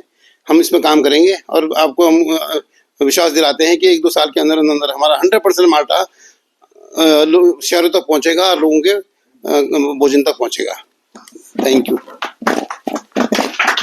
धन्यवाद सर। और वीरवान सिंह जी ने एक अंत में महत्वपूर्ण बात बोली कि हम अपने स्तर पर जो काम करेंगे, लेकिन मुझे लगता है कि डेमोक्रेसी में, लोकतंत्र में अंततः सरकार नियामक है, और हमारे सारे प्रयास उसको जगाने के लिए और समाज में वातावरण बनाने के हैं। कोई भी संस्था की सीमा इतनी नहीं है कि वो सरकार का विकल्प हो सके। हम अपनी तरफ से प्रयास करते हैं वातावरण बनाने का, और हमें उम्मीद है कि अगर समाज में वातावरण बनेगा तो सरकारें भी लाइन पर आती। सर ने भी पैकेजिंग मटेरियल की बात करी कि हमको जो सेब के पैकेजिंग मटेरियल वो बोर्ड प्रोवाइड कराता है। अभी हम लोगों ने जब कीवी के लिए लोगों से अपील करी और वो बेचारे कीवी उन्होंने भेजा में, तो ऐसा पाया गया कि कीवी प्रॉपर पैकेजिंग ही ना होने के कारण बहुत जल्दी खराब हो गया। अब ये बड़ा आश्चर्य का विषय है कि जिस कीवी विषन को लेकर के सरकार अखबारों के विज्ञापन लदे रहते हैं, उसकी पैकेजिंग कैसे करनी है उसका बेसिक साइंस बहुत कम किसानों को पता है। और जिन्होंने 2-2 कुंटल 4-4 कुंटल कीवी उगाए, वो उसका रास्ता नहीं ढूंढ पाए कि आखिरकार इसे प्रिजर्व कैसे करेंगे। ऐसे कई छोटे छोटे सवाल हैं जो मतलब बहुत रेडिकुलस से भी लगते हैं आज के दौर में, जब इतना सूचना क्रांति का दौर है, इतनी सारी इन्फॉर्मेशन है। पिछले साल ये बात चली कि माल्टे का जो समर्थन मूल्य अगर सरकार सी ग्रेड भी खरीद रही है, तो क्या उसकी घोषणा समय पर होती है? क्या उसके सेंटर्स का डिक्लेरेशन होता है कि किस किस सेंटर पर खरीद सकते हैं?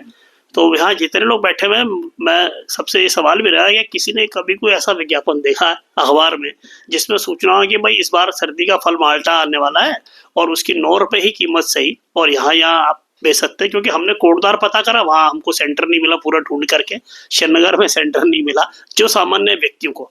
तो जो एक आम किसान है जो गांव में जब तक ना अखबार जाता ना कुछ जाता, उसको कहाँ से रास्ता मालूम पड़ेगा अपने सामान को ले जाने का? तो जिस कैंपेन को हम करने की बात कर रहे हैं, अंततः इसका लक्ष्य है कि सरकार के कैंपेन में बदले और इतना सघन कैंपेन हो कि न केवल समाज उस माल्टे को खरीदे, बल्कि जो उसे उगा रहे हैं उनको उम्मीद है कि हाँ मैं अपना सामान वहाँ ले सकता हूँ। और माल्टा है ही नहीं, वो सारे फलों का रास्ता बोले। हम तेमले की बात करते हैं, हम बेड़ू की बात करते हैं, बहुत सारे जो पहाड़ के नैसर्गिक फल होते हैं उनके लिए एक स्थान बने। हमने ये भी सुझाव दिया था कुकसाल जी ने कि भाई मंडियों में एक स्पेसिफिक स्थान हो जहाँ पर फल आकर के रखा जा बेच सके। पिछला राहुल नेगी जी जो हमारे पेलिंग से सर आए थे, मैं उनका शेयर करके आपको दोबारा आता हूँ। उन्होंने कहा था कि वो अपनी कार में माल्टे भर के लाए और वो मंडी में जब बेचने गए तो नहीं मिला उनको, कॉस्ट उन्होंने बहुत कम कॉस्ट बोला। अब वो वापस से ले जाएं तो जितना उसका कार का किराया है वो उसके अगेंस्ट आता है, तो उन्होंने फिर औने पौने दामों में से दे दिया, चाहे 5 रुपए में दे, 10 रुपए दे। क्यों? ऐसा चैलेंज तो उसके पास आ रहा है जिसके पास कार है, जिसके पास कार नहीं है, जिसके पास साधन नहीं है, उसके पास तो ऑप्शन बचते नहीं है। इसलिए ऐसे बहुत सारे सवाल हैं जिनका हल तो अंततः सरकार को करना ही पड़ेगा। तो इसलिए हमारा आपसे विमर्श का आशय ये भी है कि हम चाहते हैं कि सामाजिक बहस का विषय बने, और ये बहस इसलिए बने कि अगर हम चाहते हैं कि पहाड़ समृद्ध हो तो उसका रास्ता कहीं ना कहीं इन सवालों से होकर गुजरेगा। इस बात एक सवाल लेकर के हम सबसे बातचीत भी करेंगे इस बारे में, क्योंकि हमारा मकसद आज आपसे बातचीत करने का ज्यादा है। आप एक्सपर्ट लोग, आप तो हमारे साथ है ही हमारे साथ। आपके हिसाब से जो जो वर्तमान जैसे उन्होंने उम्मीद करी कि इस बार हम बड़ी संख्या में माल्टे का या सिट्रस प्लांट्स का हम देहरादून में हम उसकी सेल करेंगे। आपके हिसाब से 3 बेस्ट तरीके क्या हो सकते हैं कि वो आम समाज तक पहुँचे? मैं उनसे भी खुगसाल जी से पहले वो 3 रास्ते पूछना चाहूँगा और बीरबान जी से भी कि हम बहुत प्रतीक्षा नहीं कर सकते कि हम आने वाले 10 साल में से बदलेंगे। जिन युवा लड़कों ने, पवन बिष्ट जैसे बहुत सारे लड़कों ने अपने कैरियर दांव पर लगा करके पहाड़ों में प्रोडक्शन का काम चालू किया, उनको उम्मीद देनी ज़रूरी है, क्योंकि अगर उनकी उम्मीद टूटी तो एक फिर नया अंधेरा सामने आएगा। तो उनका हौसला बना रहे और हम बहुत ठोस क्या तरीके हो सकते हैं जिनसे ये इसको रास्ता मिले? मैं खुगसाल जी। ये बड़ा अहम प्रश्न है। थोड़ा सा जब मैं पुरानी बात जो आपने कही प्रचार प्रसार और उसकी, निश्चित रूप से ये प्रचार प्रसार भी एक बहुत बड़ी कमी रही। आप देखते हैं नारियल का पानी जो बाजार में बिकता है, तो पहले 5-10 साल पहले तो कोई नहीं जानता था, लेकिन केरल गवर्नमेंट ने, वहाँ के गवर्नमेंट ने उसका इतना प्रचार प्रसार किया कि जो उसका नारियल का तो पानी रहा, उसका जो बाहर का जो छिलका है उसको कोकोपीट करके जो है, जो आजकल सॉइललेस मीडिया करके जो आप लोग ट्रे में या हाईटेक नर्सरी में जो यूज़ करते हैं कोकोपीट, अब है क्या वो कोकोपीट, मतलब उसको बाहर का छिलका, उसको भी उन्होंने जो है प्रयोग करना लोगों को सिखा दिया और उसकी भी उन्होंने वैल्यू बना दिया, वैल्यू एडिशन करके। तो बार बार ये कहना कि सरकार की कमी है, लेकिन कमी तो है ही, मतलब उसका प्रचार प्रसार नहीं हुआ। दूसरा, जो आंकड़े की आप बात कर रहे थे, सरकार ने कितना हल्का कर दिया, आप ना कितना बता रहे थे? 91,000। नई रिपोर्ट सरकार की है 31,000 मेट्रिक टन होता है। जब उनका मीडिया में जब हल्ला गुल्ला मचा कि साहब ये आंकड़े ऐसे, पहले उन्होंने कहा कि हमारे मतलब सरकार का जो डाटा है वो ये था कि 21,000 हेक्टेयर में हमारा माल्टा या नींबू वर्गीय फलों का उत्पादन होता है। ये 2022 तक का डाटा है इनका, और उसमें ये था कि 91,000 मेट्रिक टन जो है उत्पादन होता है। लेटेस्ट जो डाटा है इनका, क्योंकि उसके बाद जब हल्ला गुल्ला मचा कि भाई जमीन में तो कुछ है ही नहीं, इन्होंने कई प्रोसेसिंग यूनिट वालों ने आवेदन किया, एग्रो ने किया, कई लोगों ने किया, तो जब देखा कि फल तो कहीं है ही नहीं, इस तरह से फिर जो पलायन आयोग की जो रिपोर्ट थी उसने भी देखा कि भाई ये तो इनके तो आंकड़े सही है ही नहीं, धरातल पर है ही नहीं। तो अब सरकार कह रही है कि जलवायु परिवर्तन के कारण पहले जो जितना उत्पादन था पूरे फलों का 1,81,000 हेक्टेयर था, और अब रह गया केवल 81,000 हेक्टेयर। मतलब 1 लाख हेक्टेयर माने 50,000 नाली, नहीं 50 लाख नाली जमीन पे जो है वो बाग कम हो गए। तो जलवायु परिवर्तन से फल उत्पादन तो हमने सुना था कि कम होना है, लेकिन ये चमत्कार उत्तराखंड में ही हुआ कि पूरा 50 लाख नाली जमीनी जलवायु परिवर्तन से कम हो गई। और हमारी असंवेदनशीलता देखिए कि किसी भी पत्रकार ने, किसी भी जर्नलिस्ट ने ये बात नहीं उठाई। मैंने लिखे भी इसमें आर्टिकल लिखे, 1-2 लिखे।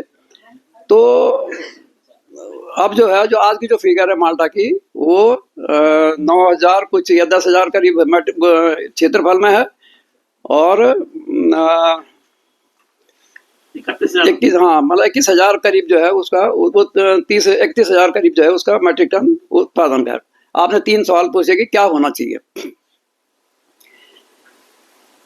सरकार चलती है शासनादेशों से, नियमों से और कानूनों से। अफसोस की बात है कि उत्तराखंड में कम से कम कृषि और उद्यान विभाग में न शासनादेशों का अनुपालन होता है, न नियमों का, न कानूनों का।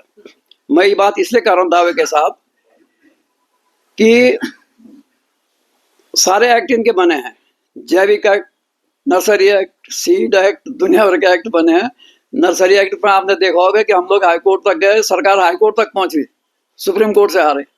तो कहने का मतलब यह है कि जब सरकार की, कोई भी सरकार हो, हमारी सरकारों की कहेंगे, सरकार की नहीं कहेंगे, 24 साल राज्य बने हुए हो गए, न इनकी नीति सही रही, न नियत सही रही, और न दृढ़ इच्छा शक्ति रही।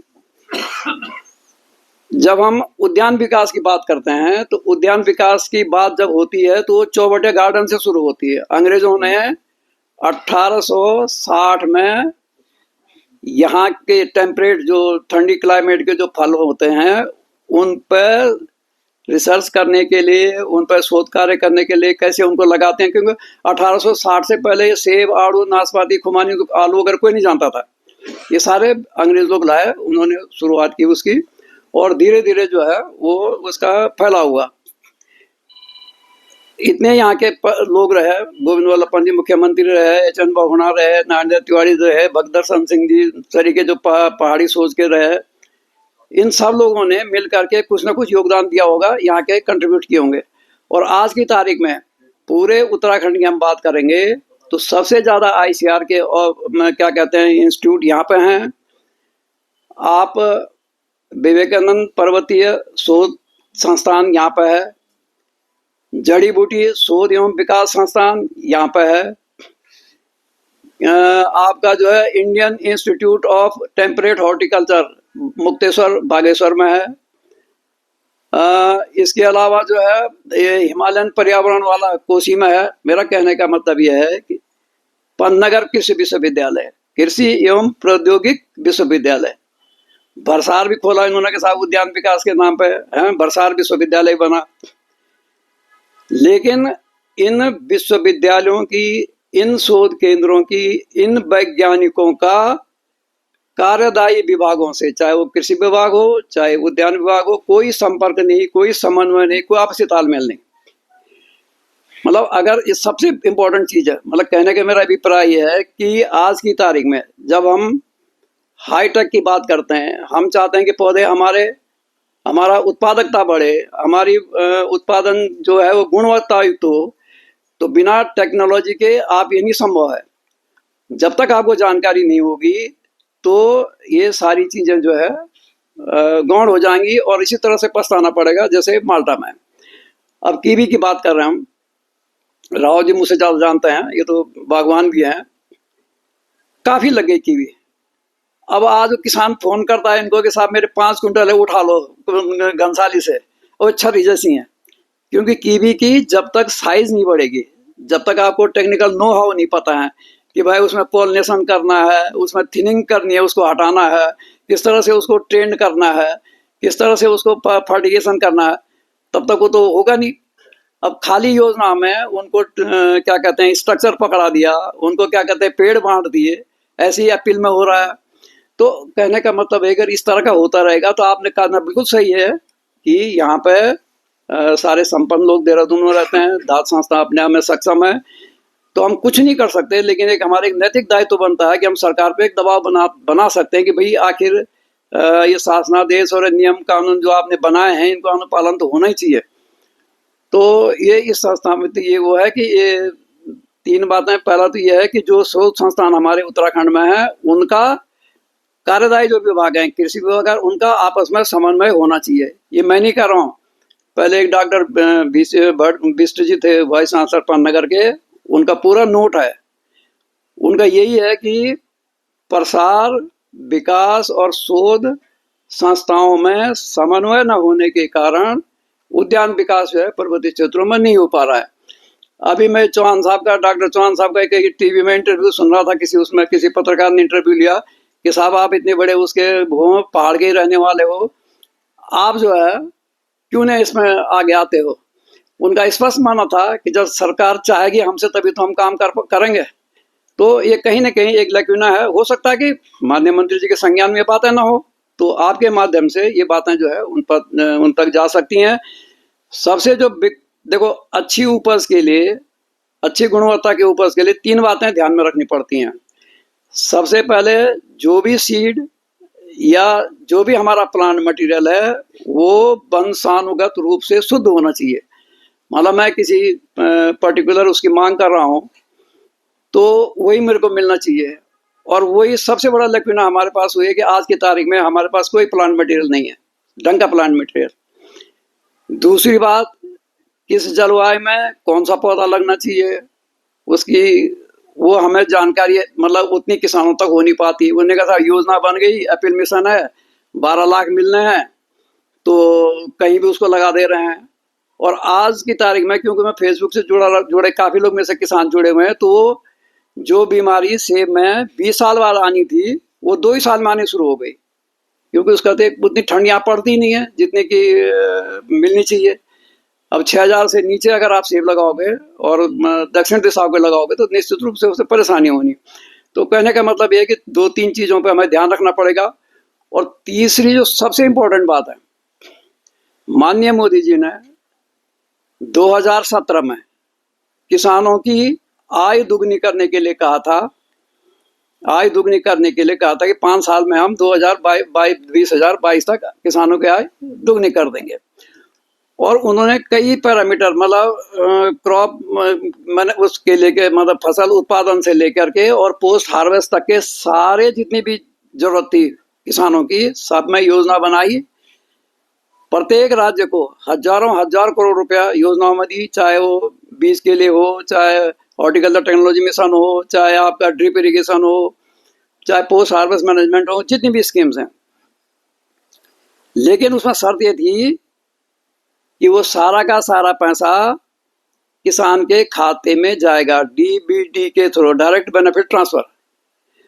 उसके माध्यम से किसानों के खाते में पैसा जाएगा। किसान कृषि विश्वविद्यालयों से, आईसीआर के इंस्टीट्यूशन से या कोई भी जो ब्रांडेड जो कंपनी होगी वहां से बीज खरीदेगा अपनी मनपसंद का, और वो सरकार को बिल देगा जो अनुदान का पैसा हो किसान खाते में का। उत्तर प्रदेश, हिमाचल प्रदेश, मेघालय, जितने भी नॉर्थ ईस्ट स्टेट, सारे भारतवर्ष में ये लागू है। लेकिन अपने उत्तराखंड में अभी तक डीबीटी लागू नहीं है। ये छूट नहीं है कि हम पेड़ कहीं से कर दें। अरे पन्नगर वाले बना, पन्नगर में राव जी की बात हुई बीसी साहब से, उनके भी कहना ये था भाई जब हमसे कोई खरीदता ही नहीं तो हम काय को उत्पादन करें। तो ये सारी चीजें हैं, तो इन पर सब पर चर्चाएं होनी चाहिए। तो मैंने कहा 3 बिंदु तो ये हो गए, एक डीबीटी हो गया, एक उनका क्या कहते हैं शोध संस्थानों का और जो कार्यदायी विभाग है उनका आपस में समन्वय होना चाहिए, और तीसरा जो क्वालिटी प्लांट मटेरियल है, जब तक बीज और क्वालिटी प्लांट मटेरियल नहीं होगा तो नहीं हो पाएगा। धन्यवाद। हुक्साल जी ने विशद जानकारी दी, हुक्साल जी ने थोड़ी टेक्निकल जानकारी भी दी। हमारे बीच में बहुत सारे जो सामाजिक रूप से सक्रिय लोग हैं, इन्फॉर्मेशन है इनका हम एक सोशल अवेयरनेस के लिए एक सामाजिक मुद्दे में से तब्दील करने के लिए कैसे इस्तेमाल करें, और हम कैसे दबाव बनाएं इन इंस्टीट्यूट्स पर कि एक रास्ता खोलें। क्योंकि बार बार हम इस बात को इंगित करना चाहते हैं कि माल्टा का सवाल वो कुछ किसानों का सवाल नहीं है, वो उत्तराखंड के 24 साल की जो हमारी बदहाल गाथा है, और ये कितना आने वाले समय में कितना और खतरनाक होने वाला है, कितने और गांव और कितने और खेत बंजर होने वाले हैं, ये सब इन्हीं चिंताओं से आगे बढ़ने वाला सवाल है। और मैं चाहूँगा कि बीरभान जी भी इस पर अपनी बात रखें। बीरभान जी से हम ज़्यादा उम्मीद इसलिए रखते हैं कि बीरभान जी इस पर प्रैक्टिकल काम कर रहे हैं, और जो उनका जो समझ आई उसको जब जमीन पे काम करते हैं तो व्यवहारिक अनुभव होते हैं। तो मैं चाहूँगा कि बीरभान जी जो गवर्नमेंट के लेवल पर और समाज के लेवल पर आपको क्या लगता है महत्वपूर्ण बिंदु 3 है, उसके बाद हम लोगों से बातचीत करते हैं।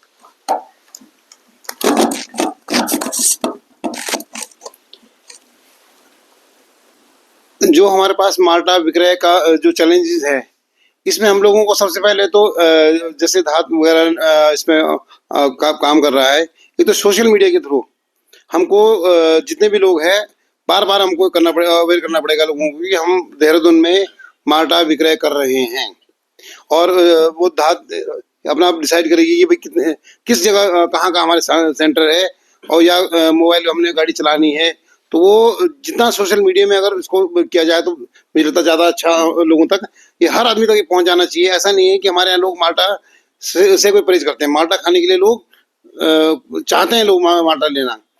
5-10 किलो माल्टा बहुत महंगा नहीं पड़ता लोगों को, क्योंकि अगर 10 किलो माल्टा भी लेते हैं तो 500 रुपये से ज़्यादा का वैल्यू इसमें नहीं बनती है, तो इतना किसी को भी खर्च करने में कोई दिक्कत नहीं है। तो अगर सोशल मीडिया के थ्रू ये सब चीज़ प्रचार प्रसार किया जाए कि भाई हम लोग देहरादून में माल्टा विक्रय करेंगे, और किस दिन कहाँ हमारी गाड़ी रहेगी या कौन कौन से हमारे सेंटर है, तो शायद मेरे बहुत अच्छा रहेगा। दूसरा, हम मेरा अपना एक मानना था कि हमें मार्केटिंग बोर्ड से, मुझे सबसे गलत ये लगता है कि जब हम माल्टा तोड़ते हैं वहीं से हम बोरी में ले आते हैं माल्टा को, उसकी वैल्यू वहीं बोरी वाली बन जाती है। हमारे को गवर्नमेंट को एक अवेयर करना चाहिए कि हमें 10-10 किलो के 5-5 किलो के गत्ते के डब्बे बनने चाहिए, जैसे शेक पे बनते हैं। हम किसी को थैली में ना दें। किसी ने 5 किलो मांगा, एक अच्छी अपने फ्रूट की हमारे को वैल्यू बनानी पड़ेगी। 5 किलो का पैकेट बनाया, किसी ने मांगा 5 किलो वाला पैकेट है, 10 किलो वाला बनाया तो 2-3 डब्बे हमारे को डिजाइन मार्केटिंग बोर्ड से या इस तरह से करना चाहिए, ताकि हमारा फ्रूट का जो है साथ साथ में हमारे को जितने भी हमारे बहुत जगह मंदिर वगैरह है या जिस एरिया में हमारे वैन वगैरह गाड़ी जाती है उसमें हमारे को कुछ बोर्ड टांग देनी चाहिए कि भाई फलानी डेट को यहाँ पर माल्टा अवेलेबल होगा। हमारे पास आप यकीन नहीं मानोगे इतनी बड़ी बड़ी देहरादून में कॉलोनियाँ हैं, यहाँ कम से कम 100 कॉलोनियाँ, बड़ी बड़ी कॉलोनियाँ हैं। उनके गेट में वो लगा दिया जाए बैनर टाइप का कि भाई फलानी डेट को आपके गेट में, या कमेटी से भी बात की जा सकती है कि यहाँ पर हम लोग माल्टा को सेल करेंगे, हमारी गाड़ी बाहर खड़ी रहेगी। तो इस ढंग से भी हम लोग अपने माल्टा को प्रचार करके लोगों तक पहुंचा सकते हैं। मैं आपको विश्वास दिलाता हूँ, एक बार जो माल्टा खाएगा वो अगली बार अवश्य माल्टा ढूंढेगा। इसका जो खाने का टेस्ट है, आपने टेस्ट देखा, इतना बढ़िया इसमें टेस्ट है। क्योंकि हम लोगों ने यहाँ देखा है परेड ग्राउंड में, जब हम लोगों ने लास्ट एग्जीबिशन वगैरह में लगाई, तो जो जिसने एक बार माल्टा लिया, कईयों ने फर्स्ट टाइम माल्टा लिया, लेकिन जब बाद में जब उन्होंने खाया इसको तो उनको लगा ये तो बहुत अच्छा फल है, तो उन्होंने इसको फिर दोबारा लेने की इच्छा जाहिर की है, लोगों ने लिया भी है। तो हमको इस टाइप से इसका मार्केटिंग का सिस्टम देखना पड़ेगा। देहरादून में हमारा यहीं बहुत कंजप्शन हो जाएगा, हमारे सिटी में ही यहाँ बहुत सारी बड़ी कॉलोनियाँ हैं जहाँ हमारा ये माल्टा का कंजप्शन हो सकता है। Thank you. वीरभान सिंह जी ने एक महत्वपूर्ण बात कही कि जो पैकेजिंग मटेरियल को लेकर के, मुझे लगता है वो भी एक लॉजिकल डिमांड है। जिस तरह से छतों पर ढुलान की व्यवस्था के लिए निःशुल्क मांग की जानी चाहिए अगर सबकी सहमति होगी तो। और दूसरा, पैकेजिंग बहुत काउंट करती है, क्योंकि आप सच में जिस चीज़ को जितनी अच्छे तरीके से प्रस्तुत है सामने, वो उसकी कॉस्ट वैल्यूएशन करता है। अब ये सवाल केवल, मैंने कहा बार बार कहना चाह रहा हूँ कि माल्टे का ही नहीं है, माल्टे का स्पेसिफिक नहीं है। हम दरअसल में हमने पहाड़ के आर्थिकी के सवाल को इसमें एड्रेस किया। हम चाहते थे कि वहाँ के जो खेत है उनका कोई इकोनॉमिक मॉडल बने। हम बहुत बदनाम रहे सालों तक कि मनी ऑर्डर इकोनॉमी से उत्तराखंड चलता रहा, तो हम चाहते थे कि बहुत वर्षों से इसकी तलाश हो रही है कि पहाड़ की कौन सी इकोनॉमी होगी जो उसको वहाँ समृद्धि और खुशहाली पैदा करेगी, वहाँ के लोग एक अच्छा जीवन जिएंगे। मैं छोटी सी बात ये उदाहरण के तौर पर आपको बताता हूँ, फिर हम चाहेंगे कि लोग अपनी बात भी रखें छोटी छोटी और सवाल भी रख सकते हैं। मैं भी हिमाचल गया पिछले महीने घूमने, तो आप देखिए, तो वहाँ पर मैं किसी होटल में ठहरे होम स्टे में, तो होम स्टे में जब हम वहाँ खाना खा रहे थे तो मैंने कौतूहलवश उसका जो कुक था उससे बात करी कि तुम क्या करते हो। तो उसने बोला कि मैं यहाँ से, मुझे तो 15-20 हज़ार रुपये मिलते हैं खाना बनाने के, और नीचे ही मेरा गाँव है। तो जैसे मैंने उससे पूछा कि और क्या है तुम्हारे पास, तो वो जो अपनी एसेट गिनाने लगा ना, जैसे कहते हैं कि लोग, हम कहते हैं ना कि हमारा देहरादून में मकान है, उसने बोला भाई साहब मेरे पास 50 नींबू के पेड़ है, 40 पुलम के और 30 इसके। तो उसने जो अपनी एसेट गिनाई, that is in terms of trees, कि मेरे पास इस तरह के पेड़ हैं और इनसे मेरे को इतना हो जाता है। तो मुझे बड़ा अच्छा लगा कि वो उसने इतनी आसानी से अपने एसेट को बनाया। लेकिन उत्तराखंड में मतलब पहाड़ उत्तराखंड में विशेष रूप से अभी तक ये ट्रेडिशन नहीं आया कि हमारे पेड़ हमारे लिए एसेट बने। वो दरअसल में माल्टा ये बता रहा है कि वो हमारा लाइबिलिटी बन रहे हैं। जो रुद्रप्रयाग के किसान हैं, वो 92 वर्षीय, वो बता रहे थे कि उन्होंने 3 बार अप्लाई कर दिया कि मेरे को पेड़ काटने की अनुमति दो, क्योंकि ये मेरी छाती पर हर साल इतने फल तोड़ करके छोड़ जा रहे हैं। और माल्टे की एक दिक्कत क्या होती है, वो 5-5 कुंटल एक ही पेड़ पर हो जाता है, तो वो एक समस्या आ रही। तो वो कैसे हिमाचल में पेड़ एसेट बन गया और कैसे हमारे लिए लाइबिलिटी बन गया, ये उदाहरण है। और हमने पिछले 24 सालों से हिमाचल की ही बात होती है, हिमाचल में फल की इकोनॉमी है, हिमाचल में ये है और उत्तरा, तो ये क्या कारण है कि यहाँ नहीं हो पाए। तो इस पर हम सब भी अपनी बात रखेंगे और हम दोनों विशेषज्ञों से भी रखेंगे कि ऐसा क्यों है कि वहाँ एक फलों की पूरी इकोनॉमी है, पूरा सिस्टम है, मार्केट है, और यहाँ ऐसा नहीं है। तो इस पर मैं चाहूँगा ओपन भी आ जाएगी बातचीत। तो अगर कोई भी अपनी बात रखना चाहेगा तो शुभम सबको माइक दे सकते हैं, लेकिन शर्त यह है कि बात अपनी छोटी छोटी रखेंगे। उसके बाद हम इसी बात पर हम एक्सपर्ट से भी अपनी बातचीत ले लेंगे। तो माइक दोनों एक साथ रखेंगे, क्योंकि मेरे ख्याल से फ़ोन एक साथ चल रहे हैं, जैसा ठीक से।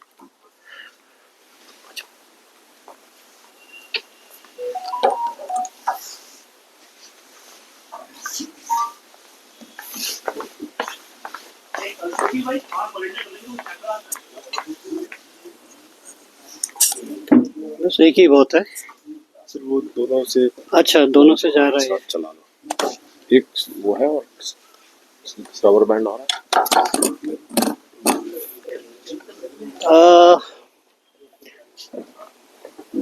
डॉक्टर खोकसाल और वीरभान जी, आप दोनों को धन्यवाद। आपने डॉक्टर साहब शुरू में आपने एक बात ये भी कही कि शायद जो सरकारें बनी है उनकी नीयत ही नहीं थी, तो आप उन पे नैतिक दबाव डालने की बात कर रहे हैं, ये मुझे नहीं समझ में आता है।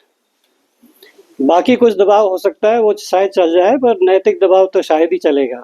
बहरहाल मैं आपसे ये भी पूछना चाहता हूँ तन्मय जी कि पिछले साल भी शायद आपने किया होगा, उस समय कितना आपने बेचा? 20 बेच दिया आपने।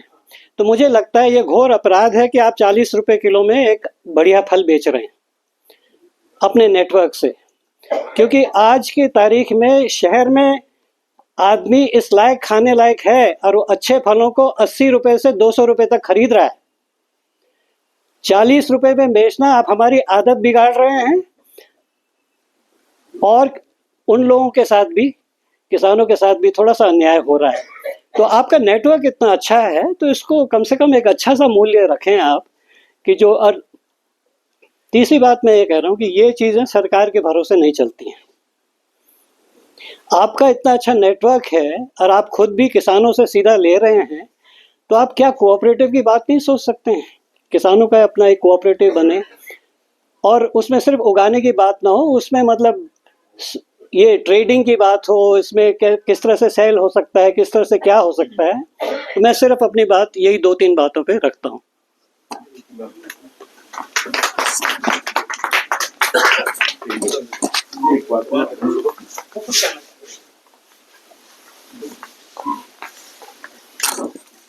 मैं खाली 2 मिनट सुझाव कह लीजिए या उसमें इसको, क्योंकि जैसे आपने डॉक्टर साहब ने कहा कितनी बड़ी कॉलोनियां हैं, इसमें थोड़ा सा हमें ट्रेंड चेंज करना पड़ेगा बिक्री बढ़ाने के लिए कि हम अपनी यूनिट पैकिंग इस तरह से बनाएं। खासकर ये अब शादियों का भी इस समय सीजन रहता है, तो हम अगर उसको डलिया के रूप में, खासकर अगर वो पहाड़ की भी डलिया बनी हुई हो जो हम भीमल की और उसकी जो बनाते हैं, या कोई यूनिट पैकिंग में, और उसमें एक दूसरा तरीका ये है एडवर्टाइजमेंट तरीका कि स्पेसिफिक इस तरह से प्रचार चल जाए, जैसे आपने फेसबुक का स्पेशली कहा बीरबान सिंह जी ने, तो उसमें ये हो सकता है कि फला तारीख को ऑर्डिनेंस फैक्ट्री में आ रहा है, फला कॉलोनी में फला तारीख को आ रहा है, तो ये एक थोड़ा क्रेज हो जाएगा। तो आपस में वो कितनी तारीख को बताया था, तो मैं समझता हूँ शायद ये सेल प्रमोशन का तरीका हो सकता है, लेकिन इसमें प्रचार प्रसार के लिए थोड़ी कई चीजें यूनिक भी करनी पड़ेंगी, चाहे कोई डलिया के रूप में, जैसे अभी गुरुजी ने कहा वो बिल्कुल सटीक बात है।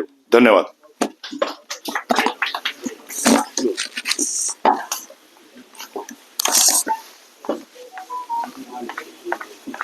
कुछ कहना चाह रहे?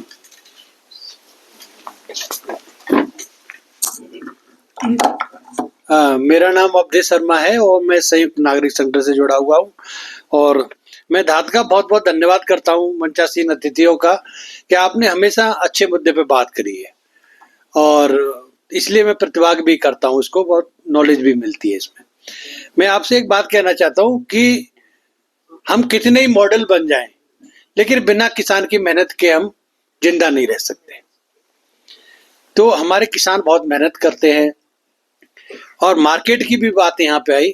मार्केट का देखिए 2-3 बात साफ निकल के आई यहाँ पे कि मार्केट में जो दिखता है वो ही बिकता है, और हम दिखाने नहीं कर पा रहे। आप छोटे से बच्चे को एक दुकान पे ले जाए तो अंकल चेस्ट पर सबसे पहले उंगली रखता है, लेकिन साधारण दिया जाएगा उस पर नहीं करता है। तो इस तरीके की चीजें कि हमें इस पर भी मार्केट में ध्यान देना है। और मैं, चूंकि ये मंच नहीं है, लेकिन फिर भी चूंकि धात हमारे ग्रास रूट से जुड़ा हुआ है, इसलिए मैं अपनी बात शेयर कर रहा हूँ कि केम्प्टी न्याय पंचायत की बात है। नेथा एक गांव है, वहां पे कृषि विभाग और कई लोगों ने बहुत बड़ा एक प्रोसेसिंग प्लांट वहां पे लगाने की बात करी, जिसमें 50 किलोमीटर दूर से लाभ लेंगे, आप समझ रहे होंगे। लेकिन 2018 की स्कीम जिसे भारत सरकार ने मंजूरी दी थी, इसमें 24 करोड़ समथिंग खर्चा आना था। उसमें कुछ उसमें काम भी हुआ, लेकिन आधा अधूरा पड़ा। और उस समय इतना बढ़िया था कि 6000 लोगों को रोजगार मिलेगा, किसानों को रोजगार मिलेगा, लेकिन वो खेद की बात है कि वो अभी अधूरा पड़ा है। मुझे लगता है कि इस विषय पे भी हमारे साथी अगर ध्यान देंगे तो अच्छा है। धन्यवाद। तन्मय जी का बहुत बहुत धन्यवाद।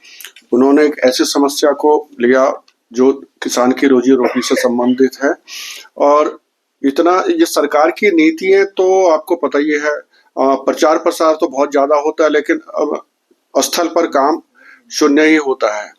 तो ये एक बहुत अच्छा मुद्दा है। इतना बड़ा संगठन आपका है तो आपके पास में इतने बड़े बड़े ग्रुप हैं, उसके माध्यम से भी सब लोग आगे आ सकते हैं। इसमें अपने क्षेत्र का प्रतिनिधित्व तो सब लोग संगठन वाले करते हैं।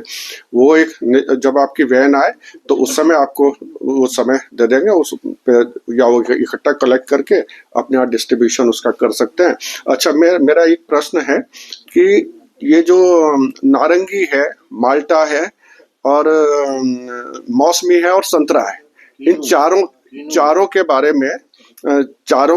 में इनका इनमें क्या अंतर है और कौन से स्वास्थ्य के लिए अच्छे है और क्या है, इसके बारे में भी विशेषज्ञ बताएं तो जो सब लोगों के लिए लाभदायक होगा। हाँ, तीनों वही चार चीजें हैं। हाँ, चार चीजें हैं।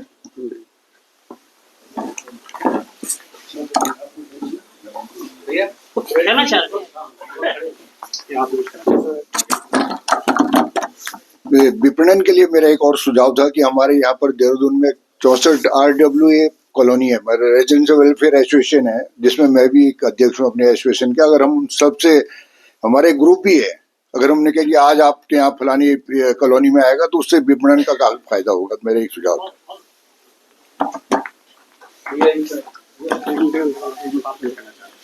अच्छा, थैंक यू सर। मेरा एक छोटा सा सुझाव है, हर एक प्रोडक्ट मार्केटिंग की बहुत आवश्यकता होती है। जब तक मार्केटिंग उसकी अच्छी नहीं हुई तो लोगों की रीच तक जो पहुंचेगा नहीं है। अब हमारे जैसे, मैं इसको चाहता था कि मतलब कहीं इसमें धार्मिक वो अनुष्ठान में इसको लिंक किया जाए। जैसे हमारी पंचफल, हर जगह हर पूजा होती है, पंचफल काम आते हैं। मंदिर में जाइए आप, कहीं भी जाइए, पंचफल की मांग होती है। उस पंचफल में ये माल्टा भी जो है हम उसको शामिल कर सकते हैं, या उसका सोशल मीडिया से या और तरीके से उसका प्रचार प्रसार कर सकते हैं, है ना। तो ये नेसेसरी बन जाएगी, एक कमोडिटी बन जाएगी मार्केटिंग की, अगर इसको उसमें लिंक करें पंचफल में।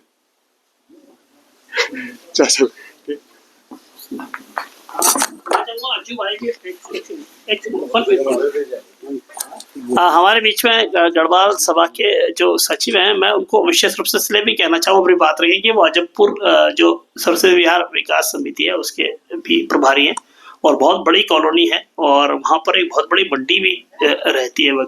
तो हम उनकी तरफ बहुत उम्मीद से देखते हैं कि वो भी इस संभावना को तलाशे कि उस क्षेत्र में भी एक ऐसा स्थान कहीं ना कहीं बने, जब भी जो भी बाहर से प्रोडक्शन आता है उसको फॉरम मिले। तो भाई गजू भाई प्लीज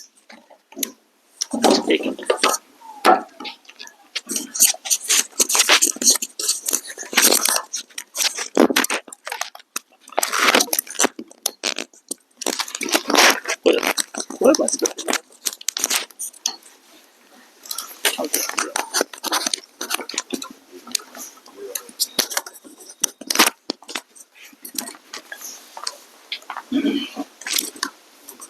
सबको मेरा नमस्कार। तन्मय भाई के जो भी कार्यक्रम होते हैं बहुत ही अच्छे होते हैं, और जहाँ तक माल्टा की बात हो रही है तो जो हमारा क्षेत्र है जयपुर में, तो वहाँ पे 2-3 स्थान है जहाँ पर हम भी लगा सकते हैं, और आप जब भी बोलोगे हम वहाँ पे पूरा प्रयास करेंगे कि हमारे यहाँ कम से कम 10-15 हज़ार लोग रहते हैं, तो वहाँ पे काफ़ी अच्छी सेल हो सकती है। धन्यवाद।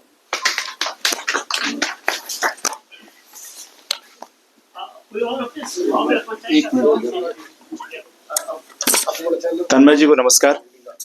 धाद से मैं दूसरी बार यहाँ पे आ रहा हूँ, और बेसिकली मेरा तो यहाँ बिस्ट गांव में लीची का बागान है, और काफी समय से मेरे दादा परदादा उसको करते आए हैं। तो लीची की कोई समस्या नहीं है, लीची अपने आप बिक जाती है, और हर साल मांगने वाले आते हैं कि भाई लीची कितने की दोगे। लेकिन बात आती है माल्टे की, तो मैं एक छोटा सा, मेरा एक संस्मरण है जिसको मैं शेयर करना चाहता हूँ। मेरी लड़की की शादी जो है वो सिक्किम से हुई है, और सिक्किम में जो संतरा है बहुत मीठा होता है। तो मुझे ये बड़ा अच्छा लगा कि जब वो लोग वहां से आए, वो 20 लोग थे खाली, और उन्होंने ये कहा कि हम एक टोकरी जो है वो जो समधन भेंट होता है हमारे यहाँ, समधन भेंट में देना चाहते हैं। तो वो प्रत्येक आदमी के लिए एक प्रोसेस्ड बोतल उस संतरे का जो जूस था वो, साथ में एक उनकी लोकल चाय पत्ती, और साथ में 2 किलो संतरे, उन्होंने एक पेटी बनाई। और ये कंपल्सन था कि जो भी आएगा वो वाइफ एंड हस्बैंड दोनों साथ में आएंगे, तो ताकि महिला को हम साड़ी देंगे और पुरुष को जो है हम वो टोकरी भेंट करेंगे। तो इस तरह की व्यवस्था अगर हमारे यहाँ जो शादियां हो रही हैं, ब्याह हो रहे हैं, वहां पे जो समधन भेंट होती है, सिंगल लगाते हैं, तो ये भी एक परंपरा हमारे यहाँ बनाई जाए, जैसे उन लोगों ने शुरू की है कि दोनों मियाँ बीवी साथ में आए और इस चीज को एक टोकरी बना के हम लोग उनको दें, ताकि एक अच्छा इम्पैक्ट जो है उत्तराखंड का जाए। धन्यवाद।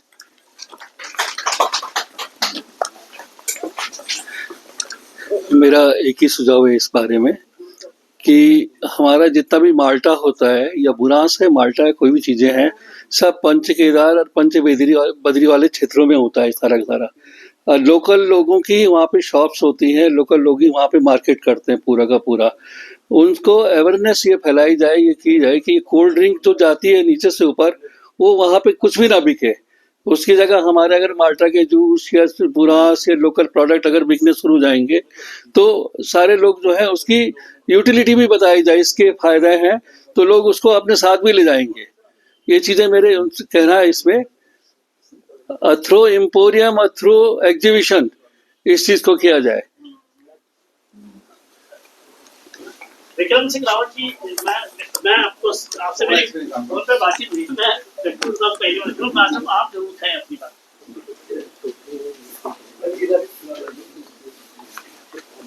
तो विक्रम सिंह रावत जी का परिचय मैं आपको मेहरबान जी करेंगे, आप आज एक मिनट आ जाएंगे आप यहाँ पर।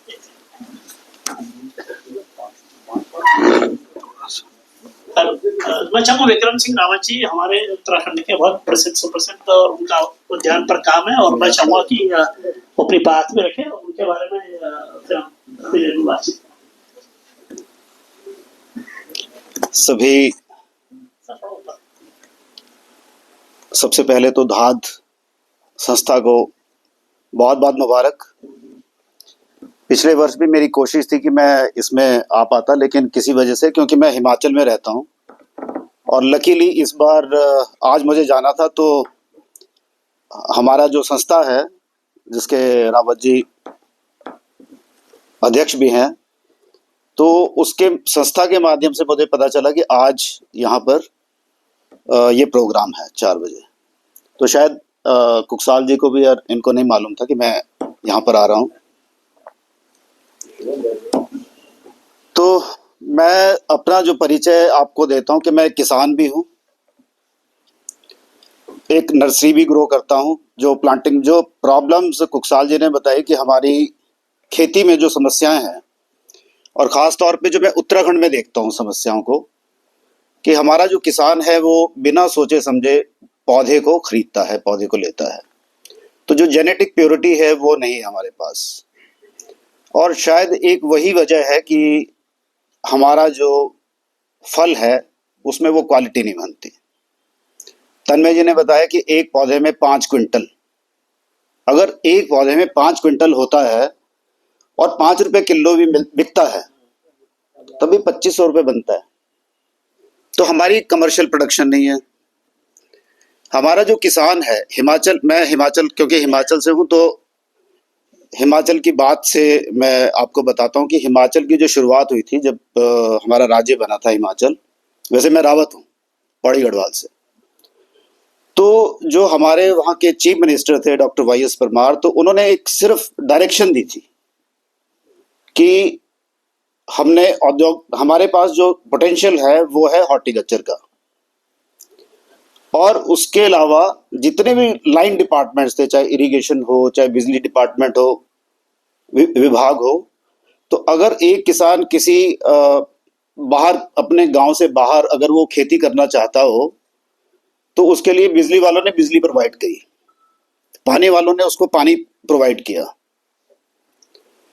तो सारे लाइन डिपार्टमेंट मतलब उसी डायरेक्शन में लग गए, लेकिन जो असली स्ट्रगल वहां किया और असली जो मेहनत करी वो की किसान ने। और हिमाचल का एक अच्छी बात हिमाचल की है कि हिमाचल में पलायन नहीं है।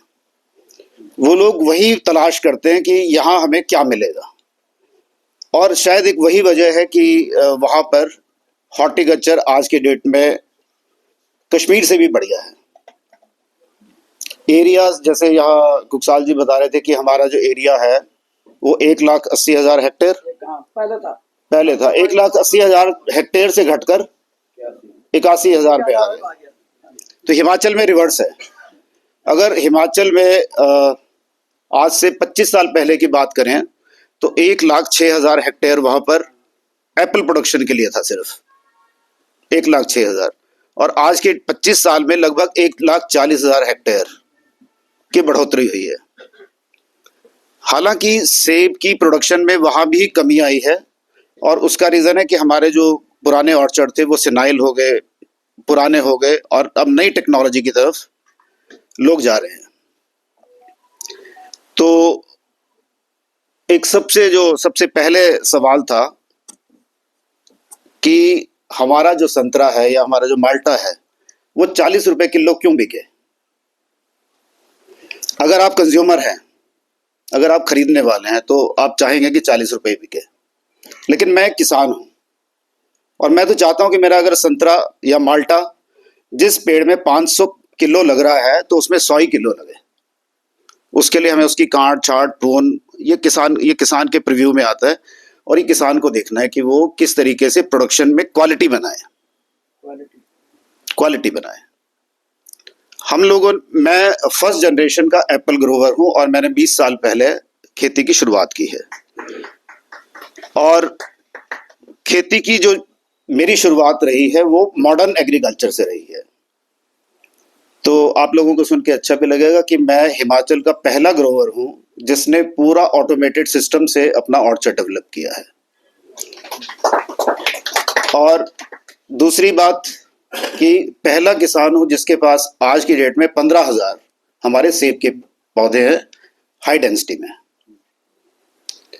हम लोग अपने फार्म में इंस्पायर के नाम से सेमिनार करते हैं साल में 2 बार। तो इंस्पायर का मतलब है कि जितना भी यूथ है वो हमारे पास आए और इंस्पायर होकर जाए। तो पिछले लगभग 10 सालों में हमने 16,000 ऐसे यूथ हैं जिन्हें इंस्पायर किया है, और जो मॉडर्न टेक्नोलॉजी में चाहे थोड़े स्तर में सही पर आगे आए हैं। लगभग 36 किसान हमारे पास ऐसे हैं हिमाचल में जो 40 लाख प्लस का पैकेज छोड़कर वापस खेती में आए हैं।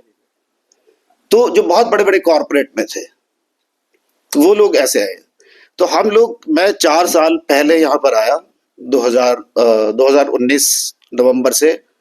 उत्तराखंड के लिए काम कर रहा हूँ, उत्तराखंड के लिए स्ट्रगल कर रहा हूँ, लेकिन मुझे लगता है कि मैं हर जगह फेल हो रहा हूँ। यहाँ पर फेल होने का जो मेन कारण है, शायद मेरे को अपनी बात रखनी चाहिए। तो फेल होने का कारण है कि जिस किसान के लिए हम काम करना चाहते हैं वो किसान भी सीरियस नहीं है,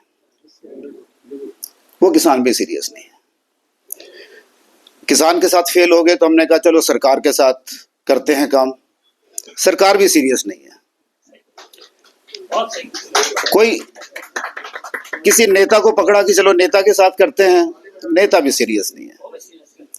तो कोई भी सीरियस नहीं है। तो लास्ट ईयर तो मुझे ऐसा लगा था कि मैं अपना सब कुछ छोड़ के वापस चलता हूँ हिमाचल में।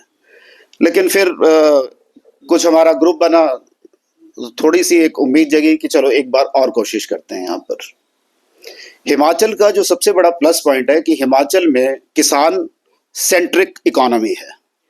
किसान सेंटर में बैठा है। वहां पर सारे विभाग की नजर किसान के ऊपर है, और बाकी सारा विभाग, सारी पॉलिटिक्स, ब्यूरोक्रेसी, टेक्नोक्रेट्स सब साइड में है। जितनी हमारी ऑर्गेनाइजेशंस है उसमें जितने भी स्टेक होल्डर्स हैं, सबसे बड़ा जो स्टेक होल्डर हिमाचल में है वो किसान है। तो हर कमेटी में किसान की पार्टिसिपेशन है। ऑर्गेनिक पॉलिसी बनी थी तो उसमें लगभग जब हमारी हिमाचल की बनी थी तो उसमें 50% टेक्नोक्रेट्स थे और 50% फार्मर्स थे, सजेशंस देने वाले कि नहीं ये ऐसा नहीं होना चाहिए, ऐसा होना चाहिए। यहाँ की अगर हम पॉलिसी देखते हैं, उत्तराखंड की पॉलिसी देखते हैं, तो चाहे वो नर्सरी एक्ट हो तो उसमें बहुत सारी खामियां मुझे दिखती हैं। मैंने नर्सरी की एप्पल की जो ट्रेनिंग ली है वो बाहर विदेशों में जाके ली है, तो मैं वहाँ के हिसाब से देखता हूँ कि यहाँ पर अगर ऐसा हो तो ये कुछ बातें हैं। अगर यहाँ की कभी इकोनॉमी हमारी भी फार्मर सेंट्रिक हो जाए तो शायद बदलाव आए। लेकिन फिलहाल यहाँ मुझे लगता है कि बीच में तो सबको पैसा नजर आता है। कोई भी बजट आता है तो सबकी निगाहें उस बजट पर होती है और किसान हमारा पीठ के पीछे खड़ा होता है। तो बस इतनी बात मैं कहूँगा, बाकी जो सजेशंस वगैरह कुछ होंगी तो थैंक यू।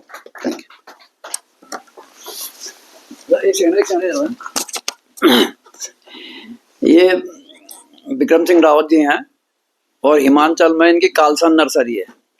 और आपने जब घबराल साहब डीएम थे पौड़ी में, तो उन्होंने स्पेशल रिक्वेस्ट की थी आपसे यहाँ आने के लिए कि भाई आप हिमाचली में कर रहे हो तो आप यहाँ पे भी कुछ अपना काम शुरू करिए। और पौड़ी में आपने पटोड़िया फार्म सुना होगा, इसमें कोटद्वार के पास सरकारी फार्म था, पूरा बंजर था, और आपने ही उसको इस्टेब्लिश किया। और आज की तारीख में वो पिकनिक स्पॉट है, वहाँ पे विधायक मंत्री सब देखने जाते हैं। इसी तरह से पौड़ी में भी आपके प्रयास से काफ़ी काम हुए। वहाँ पे कई लोगों ने ऑर्चर्ड्स बनाए हैं, आपकी नर्सरी से जो है पौधे लेके गए, आप खुद जाते हैं।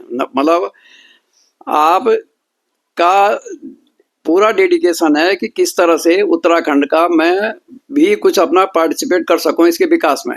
आपकी ज़िंदगी, आप स्टेट बैंक में मैनेजर के पद से रिटायर हुए, सारा यूट्यूब में देख करके सारा ज्ञान अर्जित किया, और आज हिमाचल में सबसे अच्छे जाने हुए बागवानों में से एक हैं। आपका ट्रेनिंग सेंटर है, आपकी नर्सरी है।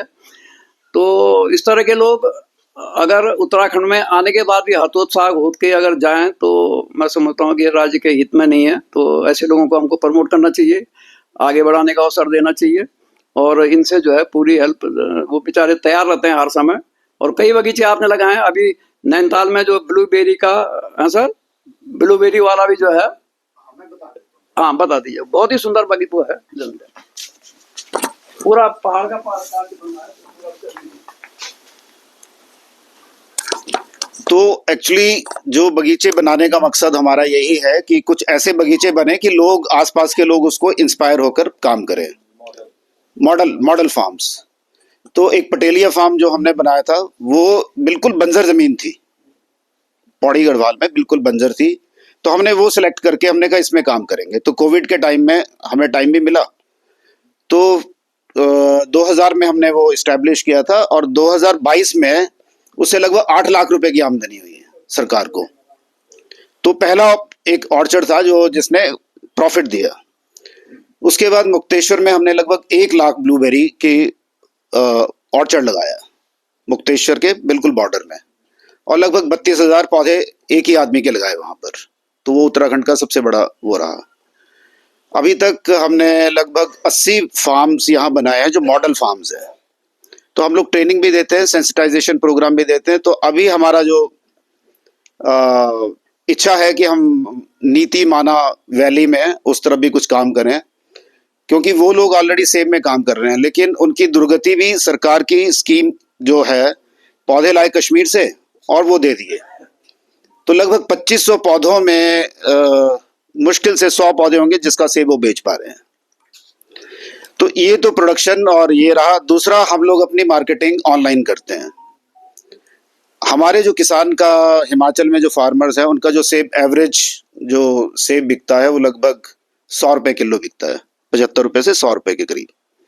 तो हम लोग जब ऑनलाइन मार्केट करते हैं, ऑर्गेनिक है हमारा अपना फार्म, तो हम लगभग एवरेज निकालते हैं कि 200 रुपए से कम नहीं बिकना चाहिए। तो एवरेज हमारी लगभग 190-220 के बीच जब भी हमने बेचा है तो उस हिसाब से आती है।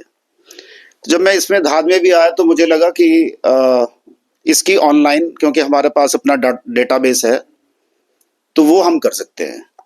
लेकिन हमें उस क्वालिटी का माल्टा कैसे मिलेगा, क्योंकि किसान तो तोड़ के, और वो जैसे रावत जी ने बताया कि वो कट्टों में डाल देता है, और कोई भी आदमी डिमांड करता है तो कट्टों के हिसाब से ही करता है यहाँ पर।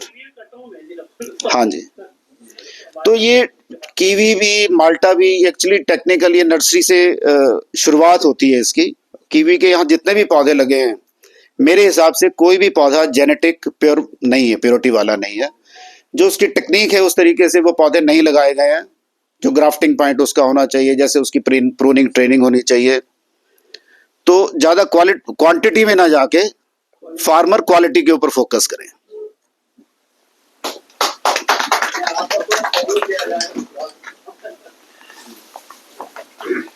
तो मुझे लगता है कि सभी लोगों ने अपनी अपनी बात रखी है और आज की गोष्ठी को हम बहुत लंबी प्लानिंग के साथ नहीं कर पाए। दरअसल में हमारा इरादा तो 11 दिसंबर में पिछले वर्ष भी हम लोगों ने गांधी पार्क पर माल्टे का महीना शुरू किया था। कल भी ऐसा करेंगे हम।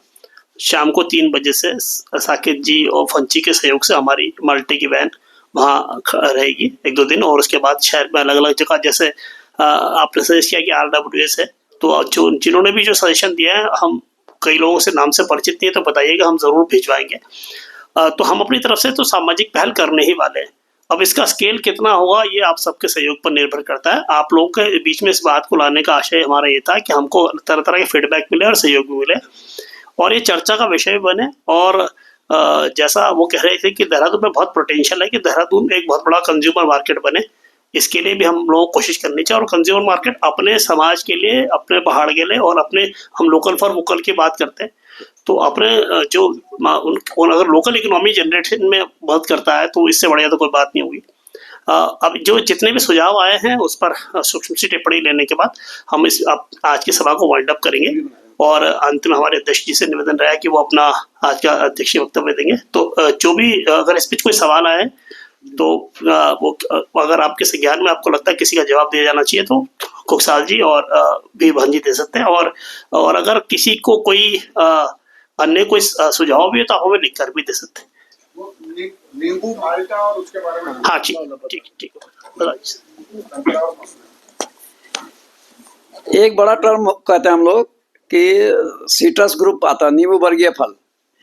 तो एक जनरल हुआ कि जो खट्टे मीठे फल हों और जिसमें विटामिन सी प्रचुर मात्रा में हो, तो रेटिकुलेसी एक फैमिली करके बॉटनिकल उसमें टर्म्स में है, और इन जनरल उसको हम नींबू वर्गीय फलों में आते हैं। तो उसमें आपका माल्टा हुआ, उसको क्या कहते हैं, स्वीट ऑरेंजेस हुआ, संतरा हुआ, उसको रेटिकुलेटा कहते हैं, और तीसरा ये नींबू वर्गीय फल कागजी नींबू हुआ, फिर बड़ा गलगल वगैरह, इस तरह से इसे कैटेगरी कर रखी है उसमें।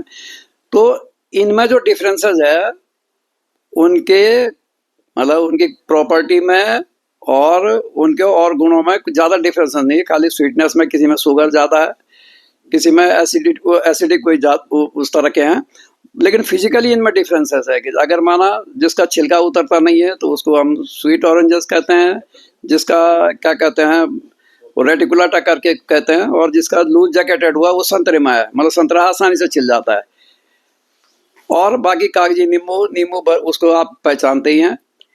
अब आजकल एक बीच में आ गया किन्नो। एक्चुअली माल्टा की जो मार्केटिंग में माल्टा का जो कंपटीटर हो गया वो किन्नो फल आ गया। किन्नो जो है वो हाइब्रिड है, वो ना वो माल्टा की तरह है ना वो संतरे के बीच का है, मतलब छिल भी आसानी से जाता है और अंदर वो उस तरह का होता है। तो माल्टा के उस पे बीच में, क्योंकि जैसे राव जी ने कहा कि हमारा मकसद केवल और केवल उत्पादन करना ही नहीं है, बल्कि जब तक गुणवत्ता नहीं होगी ना, जब तक हमें उसकी गुणवत्ता हम लोग नहीं करेंगे, क्वालिटी फ्रूट्स जब तक हम उत्पादन नहीं करेंगे तो उसकी मार्केट जो है वो उतने दाम उसके नहीं मिल पाएंगे। तो उसके मैंने फिर कह रहा हूँ, ये अपने आप में तकनीकी रूप से सावधानी पूर्वक किए जाने वाले कार्य हैं। और होता क्या, मैं बताऊँ आपको, पहले के जमाने में तो अपने पेड़ लगा दिया, पेड़ प्राकृतिक रूप से अपने आप उसने शाखाएं बड़ी, फल लगे, अपने हिसाब से उसने फ्रूट ड्रॉप किया, मई ड्रॉप, जून ड्रॉप अपने किया, और उसके हिसाब से जितने फल की उसकी क्षमता है वो तो अपने आप किया, क्योंकि वो हमने प्रकृति पर छोड़ दिया। अब हम जो करते हैं वो पेड़ों से दोहन करते हैं। दोहन माने हम उसको अपने हिसाब से ला रहे हैं, मॉडर्न टेक्निक, एक किस्म से दोहन कर रहे हैं, जैसे प्रकृति का दोहन करके कहते हैं ना, जबरदस्ती उसको हम, चाहे उसमें पीजीआर ये प्लांट ग्रोथ हार्मोन डालें, चाहे फर्टिलाइजर डालें, चाहे उसको हाथ काटे, पांव काटे, छील छाल के, इस तरह से उसको, हमारा एक मकसद है कि उत्पादकता और क्वालिटी उसकी मेंटेन करनी है। तो ये सारी चीज़ें आज के ज़माने में इतनी हाईटेक हो गई हैं। जैसे मैंने अभी कीवी की बात की, आपने पे स्ट्रक्चर लगा दिया और खाली उसमें छोड़ दिया, तो सबसे पहले तो जैसे राव जी ने भी कहा कि जितने भी ये पौधे आ रहे हैं वो आनुवांशिक रूप से शुद्ध नहीं है, मतलब चाहे वैरायटी हैवर्ट है या जितनी भी वैरायटी है, एल्सन है, ये जो भी वैरायटी है, नाम के तो जरूर हैं, लेकिन उनका क्वालिटी जो है ये श्योर नहीं है कि ये अच्छे पेरेंट्स से लिए गए हैं, अच्छे पौधों से उनके साइन लिए गए पौधे हैं, उस तरह के नहीं है।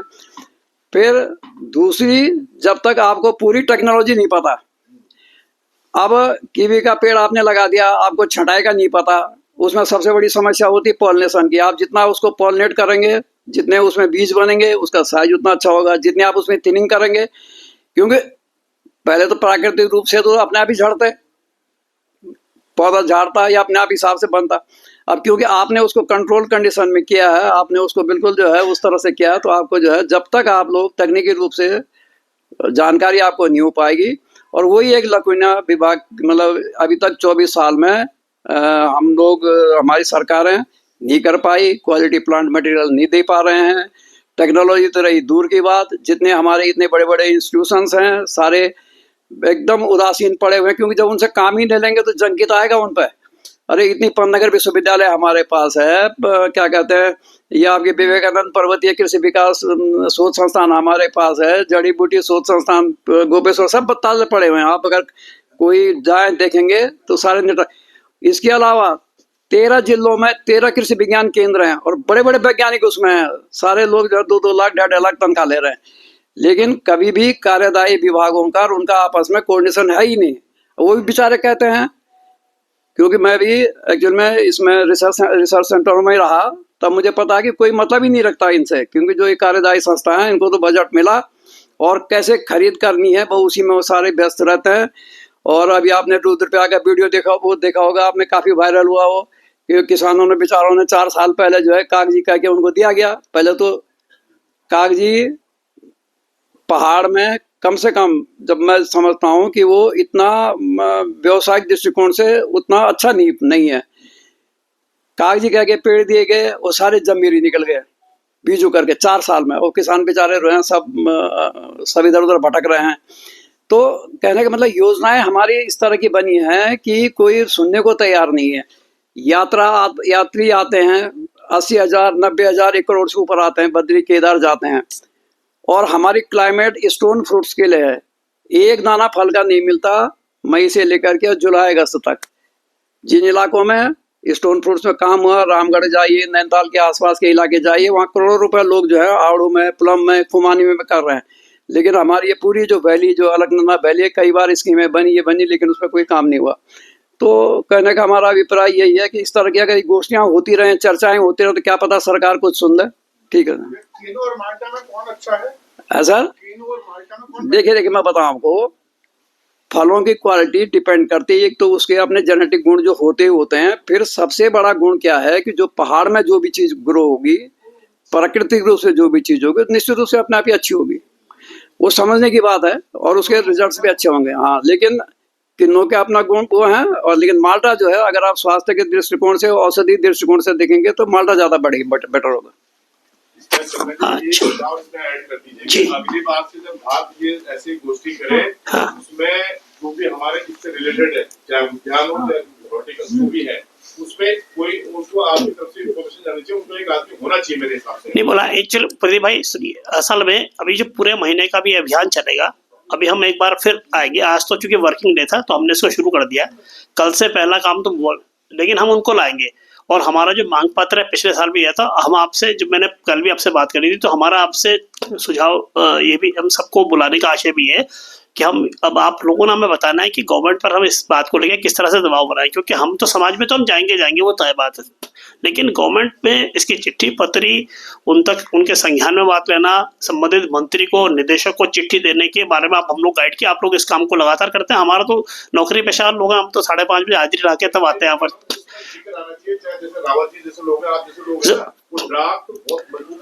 नहीं, ड्राफ्ट आप प्रदीप को कर दीजिए। आपका सुझाव बहुत अच्छा है, लेकिन मंत्री और सचिव से नीचे का आदमी नहीं आना चाहिए, क्योंकि नीचे का उनके हाथ में कुछ है नहीं।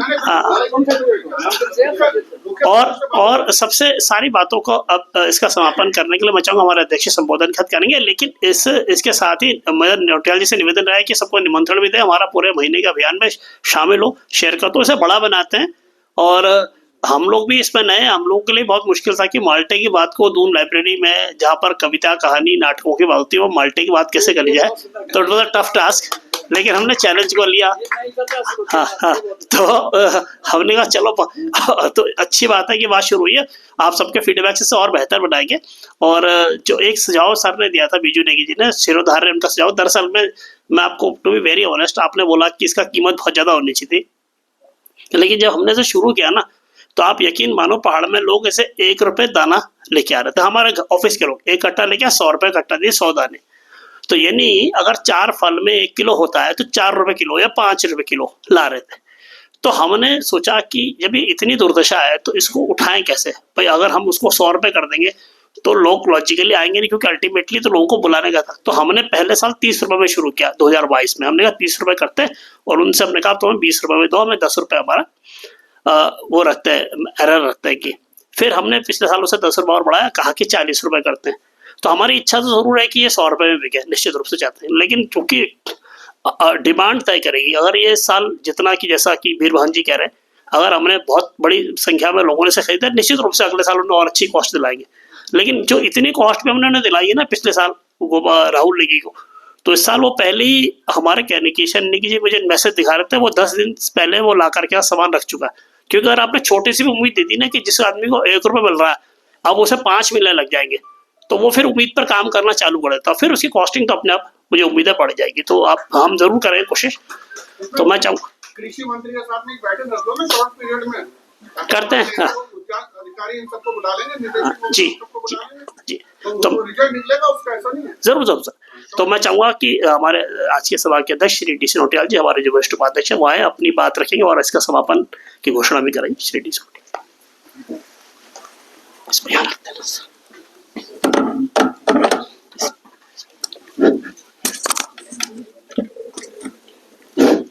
आप सबको नमस्कार। माल्टे के महीने के धात के इस कार्यक्रम में आज हमारे बीच उपस्थित हमारे विषय विशेषज्ञ डॉक्टर राजेंद्र खुशहाल जी, हमारे सम्मानित श्री बीरभान जी, और इस हॉल में उपस्थित मेरे सभी विद्वज्जन, क्योंकि बहुत सारे लोग यहाँ बैठे हुए हैं। अभी जैसे विक्रम रावत जी अपनी बात रख रहे थे, यहाँ पे हमारे और बहुत सारे लोग ऐसे बैठे हुए, सबका नाम लेना तो यहाँ से संभव नहीं हो पा रहा है। मैं आप सबको धात की तरफ से आपका हार्दिक आभार व्यक्त करना चाहता हूँ, आपका बहुत बहुत धन्यवाद करना चाहता हूँ कि आपने हमारी एक छोटी सी कॉल पर, जो माल्टे के संबंध में हमने एक आयोजन करने की सोची थी कि 1 महीने तक हम इस प्रोग्राम को चलाएंगे, आप हमारे इस कार्यक्रम में आए, हमारा सम्मान बढ़ाया, हमारा गौरव बढ़ाया। हम उसके लिए बहुत बहुत आपका हार्दिक रूप से धन्यवाद करना चाहते हैं। मित्रों, अभी बहुत सारे अच्छा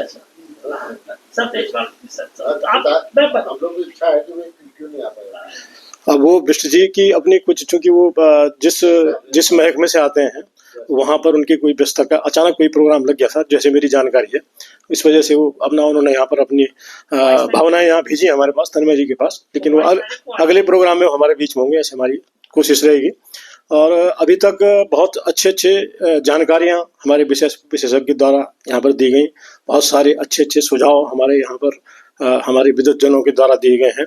उन सभी का हम उनको नोट किया है, हमने संकलन किया है। उसका कहीं ना कहीं एक ज्ञापन के माध्यम से सरकार से मिलने की कोशिश करेंगे। हम ये भी कोशिश करेंगे, जैसे हमारे कुगरिधि जी कह रहे थे कि भाई उनके सचिव यहाँ होने चाहिए, उनके मंत्री यहाँ होने चाहिए, और हमारा प्रयास भी रहता है, हम उनसे संपर्क भी करते हैं। लेकिन जो सरकारें होती हैं और उनमें जो लोग कार्य करते हैं, वो अधिकतर ऐसे प्रोग्रामों में आने से बचते हैं। और मैं इसलिए कह रहा हूँ इस बात को, क्योंकि हमारे डॉक्टर साहब यहाँ बैठे हुए हैं, आप भी सरकारी महकमे में रहे हैं, और सरकारी महकमे के लोग पहले पूछते हैं कि यार वहाँ कौन कौन लोग हैं, क्योंकि वो जानते हैं ऐसे उसमें आएंगे। और जो क्वेश्चन उनके आपके होंगे, भंडारी जी हंस रहे, क्योंकि इसी महकमे से वो भी आते हैं, वो उन क्वेश्चनों के जवाब उनके पास अगर होंगे भी तो दे नहीं पाएंगे, और दे पाएंगे तो अपनी सीमाओं के अंदर ही दे पाएंगे। तो मेरा, चूंकि एक सामाजिक आंदोलन चूंकि जो लोग हम लोग खड़ा करते हैं, और इसका हमें बहुत फायदा भी होता है। मैं ये नहीं कहता कि ऐसी कोई बातें हुई हैं। मैं जिस गांव से आता हूँ, जिस इलाके से आता हूँ, वहाँ भी जो है वो भी माल्टे का ही इलाका है। और अभी मैं अपने गांव गया था, तो सारे पेड़ आजकल ऐसे लगधक हो रखे हैं वहाँ माल्टे से कि क्या कहना है, बहुत सुंदर लग रहे हैं। लेकिन हो क्या रहा है कि आधे माल्टे तो पक्षी आते हैं, वो खाते हैं, कुछ नीचे गिर जाते हैं, और जो माल्टे वैसे बचते भी हैं तो वो माल्टे वही कहते हैं कि यार हम अपने रिश्तेदारों को दे देते हैं, क्योंकि खत्म तो करनी है उन्होंने। तो जो रिश्तेदार वहाँ जा रहे हैं, किसी रिश्तेदार को भेज, यहाँ भेज, वो मार्केट तक नहीं आ पा रहे। और बंदर, गौड़ी बांदर भी बहुत खाते हैं इसको। हाँ, बंदरों का भी है, जानवरों का भी है, सभी का है। और वो इस तरह से वो मार्केट जो उसको मिलनी चाहिए थी, वो नहीं मिल पाती है। अब 24 साल का उत्तराखंड हो गया और इस 24 साल के उत्तराखंड में होने के बाद भी बहुत सरकारें आई भी चली गई, लेकिन वो इस माल्टे को उसकी पहचान नहीं दिला पाए, इसका मूल्य उनको नहीं दिला पाए, और नहीं इसके जो औषधीय गुण है जिनके बारे में अभी डॉक्टर साहब बता रहे थे, 53% विटामिन सी होता है और भी बहुत सारे फाइबर होते हैं। उन औषधीय गुणों का प्रचार प्रसार भी हम वो लोग सरकार के माध्यम से नहीं करा पाए, और इसलिए धात को इसमें पहल करनी पड़ी है कि हम पूरे महीने का एक प्रोग्राम चला करके इसके औषधीय गुणों को भी, कि इसमें इसको खाने से क्या फायदा है, क्या इससे हमको मिल सकता है और कैसे इसको आगे बढ़ाया जा सकता है, उन सब बात कहते हैं ना। जैसे अभी कुछ सरकारों ने क्या किया था कि इससे पहले जैसे कोई योजना चलाते हैं तो उसको पहले फ्री में कर देते हैं, जैसे एयरटेल की उसकी क्या कौन सी जी फाइबर वाली चलाई थी, आप फ्री में चलेगा, 1 रुपए में चलेगा। तो हम भी ये चाह रहे हैं कि पहले हम लोगों को ये आदत डालें कि वो इसको खाना शुरू करें, और जब खाना शुरू करेंगे तब इसकी धीरे धीरे क्वालिटी बढ़ाएंगे। तब जैसे हमारे ऊपर बीजू नेगी जी कह रहे थे कि इसके रेट बढ़ाएंगे, जब उनकी आदत पड़ जाएगी तो स्वयं ही ढूंढना शुरू होंगे और हम इसके रेट भी बढ़ाएंगे, ऐसा हमारा सोचना भी है। और निश्चित तौर से चूंकि ये जो हमारा पहाड़ है ना, पहाड़ में हमारे यहाँ क्या होता है, सगोड़ी कल्चर है हमारे यहाँ, थोड़ा आगे मकान के आगे जो थोड़ा होता है उसमें 18-20 पेड़ होते हैं, और जो मास प्रोडक्शन वाले हैं वो तो किसान बहुत कम है यहाँ पे, बहुत ज्यादा तराई क्षेत्र में तो होंगे, लेकिन पर्वतीय क्षेत्रों में बहुत कम लोग मिलते हैं जिनके ऐसे 200-250 पेड़ होंगे, तो इक्के दुक्के ही होंगे। तो उनके माल्टों का भी जब सरकार ने पिछले साल, हमें बड़ी खुशी हुई थी कि GI टैग में इसको ले आए थे, लेकिन उसका समर्थन मूल्य उन्होंने सिर्फ 9 रुपए उसका फिक्स किया, और उस 9 रुपए में जैसे वो उसमें भी वो A और B ग्रेड का तो रेट ही नहीं है अभी, ये तो सिर्फ C ग्रेड के रेट है, और C ग्रेड का ही 9 रुपए कर दिया। तो जो किसान थे उन्होंने उस माल्टे के बारे में सोचना, मतलब उसको पूछना ही बंद कर दिया। आज की डेट में अगर आप मार्केट में जाएंगे तो किन्नू जो है वो आपको 100 रुपए में 2 किलो मिलता है, और 1 किलो लेंगे तो 60 रुपए में दे देगा, और माल्टा की उसकी कोई पूछ नहीं हो रही है। तो इस सब चीजों को देखते हुए यहाँ पर धात ने इसकी पिछले साल भी पहल की थी, और अब ने 20 कुंटल लगभग माल्टा पिछले साल सिर्फ यहीं से दिया था। और इसलिए भी कह रहे हैं इस बात को, कई बार क्या हो रहा है कि आज की डेट में बहुत सारे यहाँ पर जो मेले लगते हैं, इन मेलों में भी हमारे बहुत सारे NGO, बहुत सारे समूह भी आते हैं, और वो लोग भी क्या कर रहे हैं कि वो भी गाँव में जा करके जो अपना प्रोडक्ट लेते हैं वो तो किसानों को तो बहुत कम पैसा दे रहे हैं, और यहाँ करके उनको ज्यादा रेटों में बेचते हैं, तो उनको फिर भी नहीं मिल पा रहा। मतलब किसान को उसका कहीं ना कहीं जो है, जो मिलना चाहिए था, जो हक उसका होना चाहिए था, जो उसकी मेहनत है वो भी नहीं मिल पा रही है। तो कारण क्या है, अभी कई सारे कारण है, उसके भाई विक्रम रावत जी ने तो बता ही दिए साफ तौर से, हमारे डॉक्टर साहब भी कह रहे थे। और निश्चित तौर पर सरकारों की भी जो योजनाएं होती हैं वो सिर्फ कागजों में ही होती है, वो कागजों में ही फलती फूलती भी हैं और कागजों तक सीमित रह जाती हैं, और वह उसका कहीं इम्प्लीमेंटेशन अगर की बात होती है तो उसमें तमाम तरह की पेचीदियां हो जाती हैं।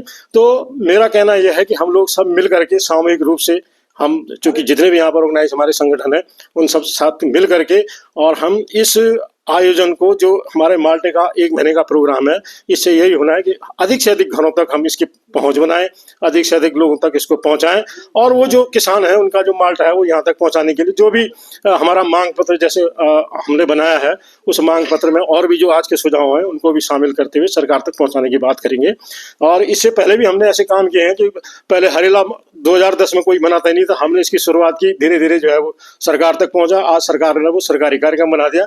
हम लोग हरेला मनाने वाले, पूरी सरकार मनाती है, उसने छुट्टी भी दे दी।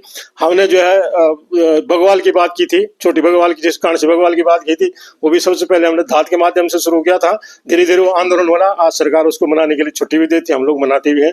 तो ऐसे ही माल्टा का भी हमने अभियान धात ने उठाया है। तो आप सबके सामूहिक सहयोग से और सामूहिक एक कोऑपरेटिव से इसको आगे बढ़ाने का हम प्रयास करेंगे, और इस पूरे अभियान में हमारा आपसे निवेदन भी होगा कि आप इसमें पूरे महीने हमारे साथ मिल करके, हमारी जहाँ जहाँ भी बहनें जाएंगी उसमें हमें बहुत सारे लोगों ने भी, जैसे भंडारी जी ने भी कह दिया है, बहुत सारे लोगों ने कहा है, हमारे भंडारी जी वो पीछे बैठे हैं सरस्वती विहार वाले, उन्होंने भी कहा है कि हम अपने लोगों को भी प्रेरित करेंगे, आप वहाँ जब बहन आएंगी तो हम कोशिश करेंगे उन तक पहुँचने की, उनको बताने की भी। और इसी के साथ साथ जो हमारा 12 जनवरी को जब समापन होगा उस बीच भी जो हमारा एक कार्यक्रम वहाँ पर संस्कृति निदेशालय में उसको करने की हम सोच रहे हैं, तो उसमें आप सबको का भी निमंत्रण होगा और उसमें भी कोई ऐसे विशेषज्ञों के माध्यम से बीच बीच में गोष्ठियां भी हम आयोजित करेंगे और आपका इसी तरह का सहयोग और इसी तरह की भावनाएं हमको मिलती रहेंगी तो धाद इस कार्यक्रम बहुत आगे बढ़ाएगा। एक बार मैं पुनः आप सबसे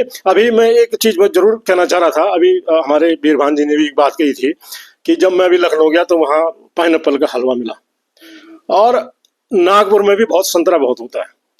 नागपुर में जो है वो संतरे की क्या करते हैं, मिठाई बनाते हैं, बहुत बढ़िया, बहुत स्वादिष्ट मिठाई होती है। तो इस तरह के प्रयोग क्या उत्तराखंड की सरकार कर सकती है, नहीं कर सकती? आप तो कह रहे बहुत सारे इंस्टीट्यूट यहाँ पर हैं, तो मैं तो सोच रहा हूँ कि कोई सिट्रस फ्रूट पर ही कोई ऐसा निदेशालय, कोई ऐसा इंस्टीट्यूट, ऐसा रिसर्च इंस्टीट्यूट यहाँ खुलना चाहिए जो सिर्फ इस पर ही शोध करे और यहाँ का जो ये मौसमी फल है, ये माल्टा है, इस पर क्या हम इस तरह की मिठाई जिस तरह की महाराष्ट्र में बन रही, इस तरह का हलवा जिस तरह की बात कर रहे हैं और जिस तरह से उसकी वेस्टेज को किस तरह से उसको ठीक किया जा सकता है, इसका शोध संस्थान यहाँ पर खुले। तो ये भी सरकार पर भी इसको दबाव डालने के लिए हम अपने धाद के माध्यम से तन्मय जी से कहेंगे कि वो इस पर भी विचार करेंगे। इन सब बातों के साथ एक बार पुनः मैं आप सबका धाद की तरफ से आप सबका बहुत बहुत हार्दिक अभिनंदन और हार्दिक धन्यवाद करता हूँ कि आपने हमारी छोटी सी आवाज पर, छोटी सी पहल पर आकर के अपना समय दिया। बहुत बहुत आभार, बहुत बहुत धन्यवाद।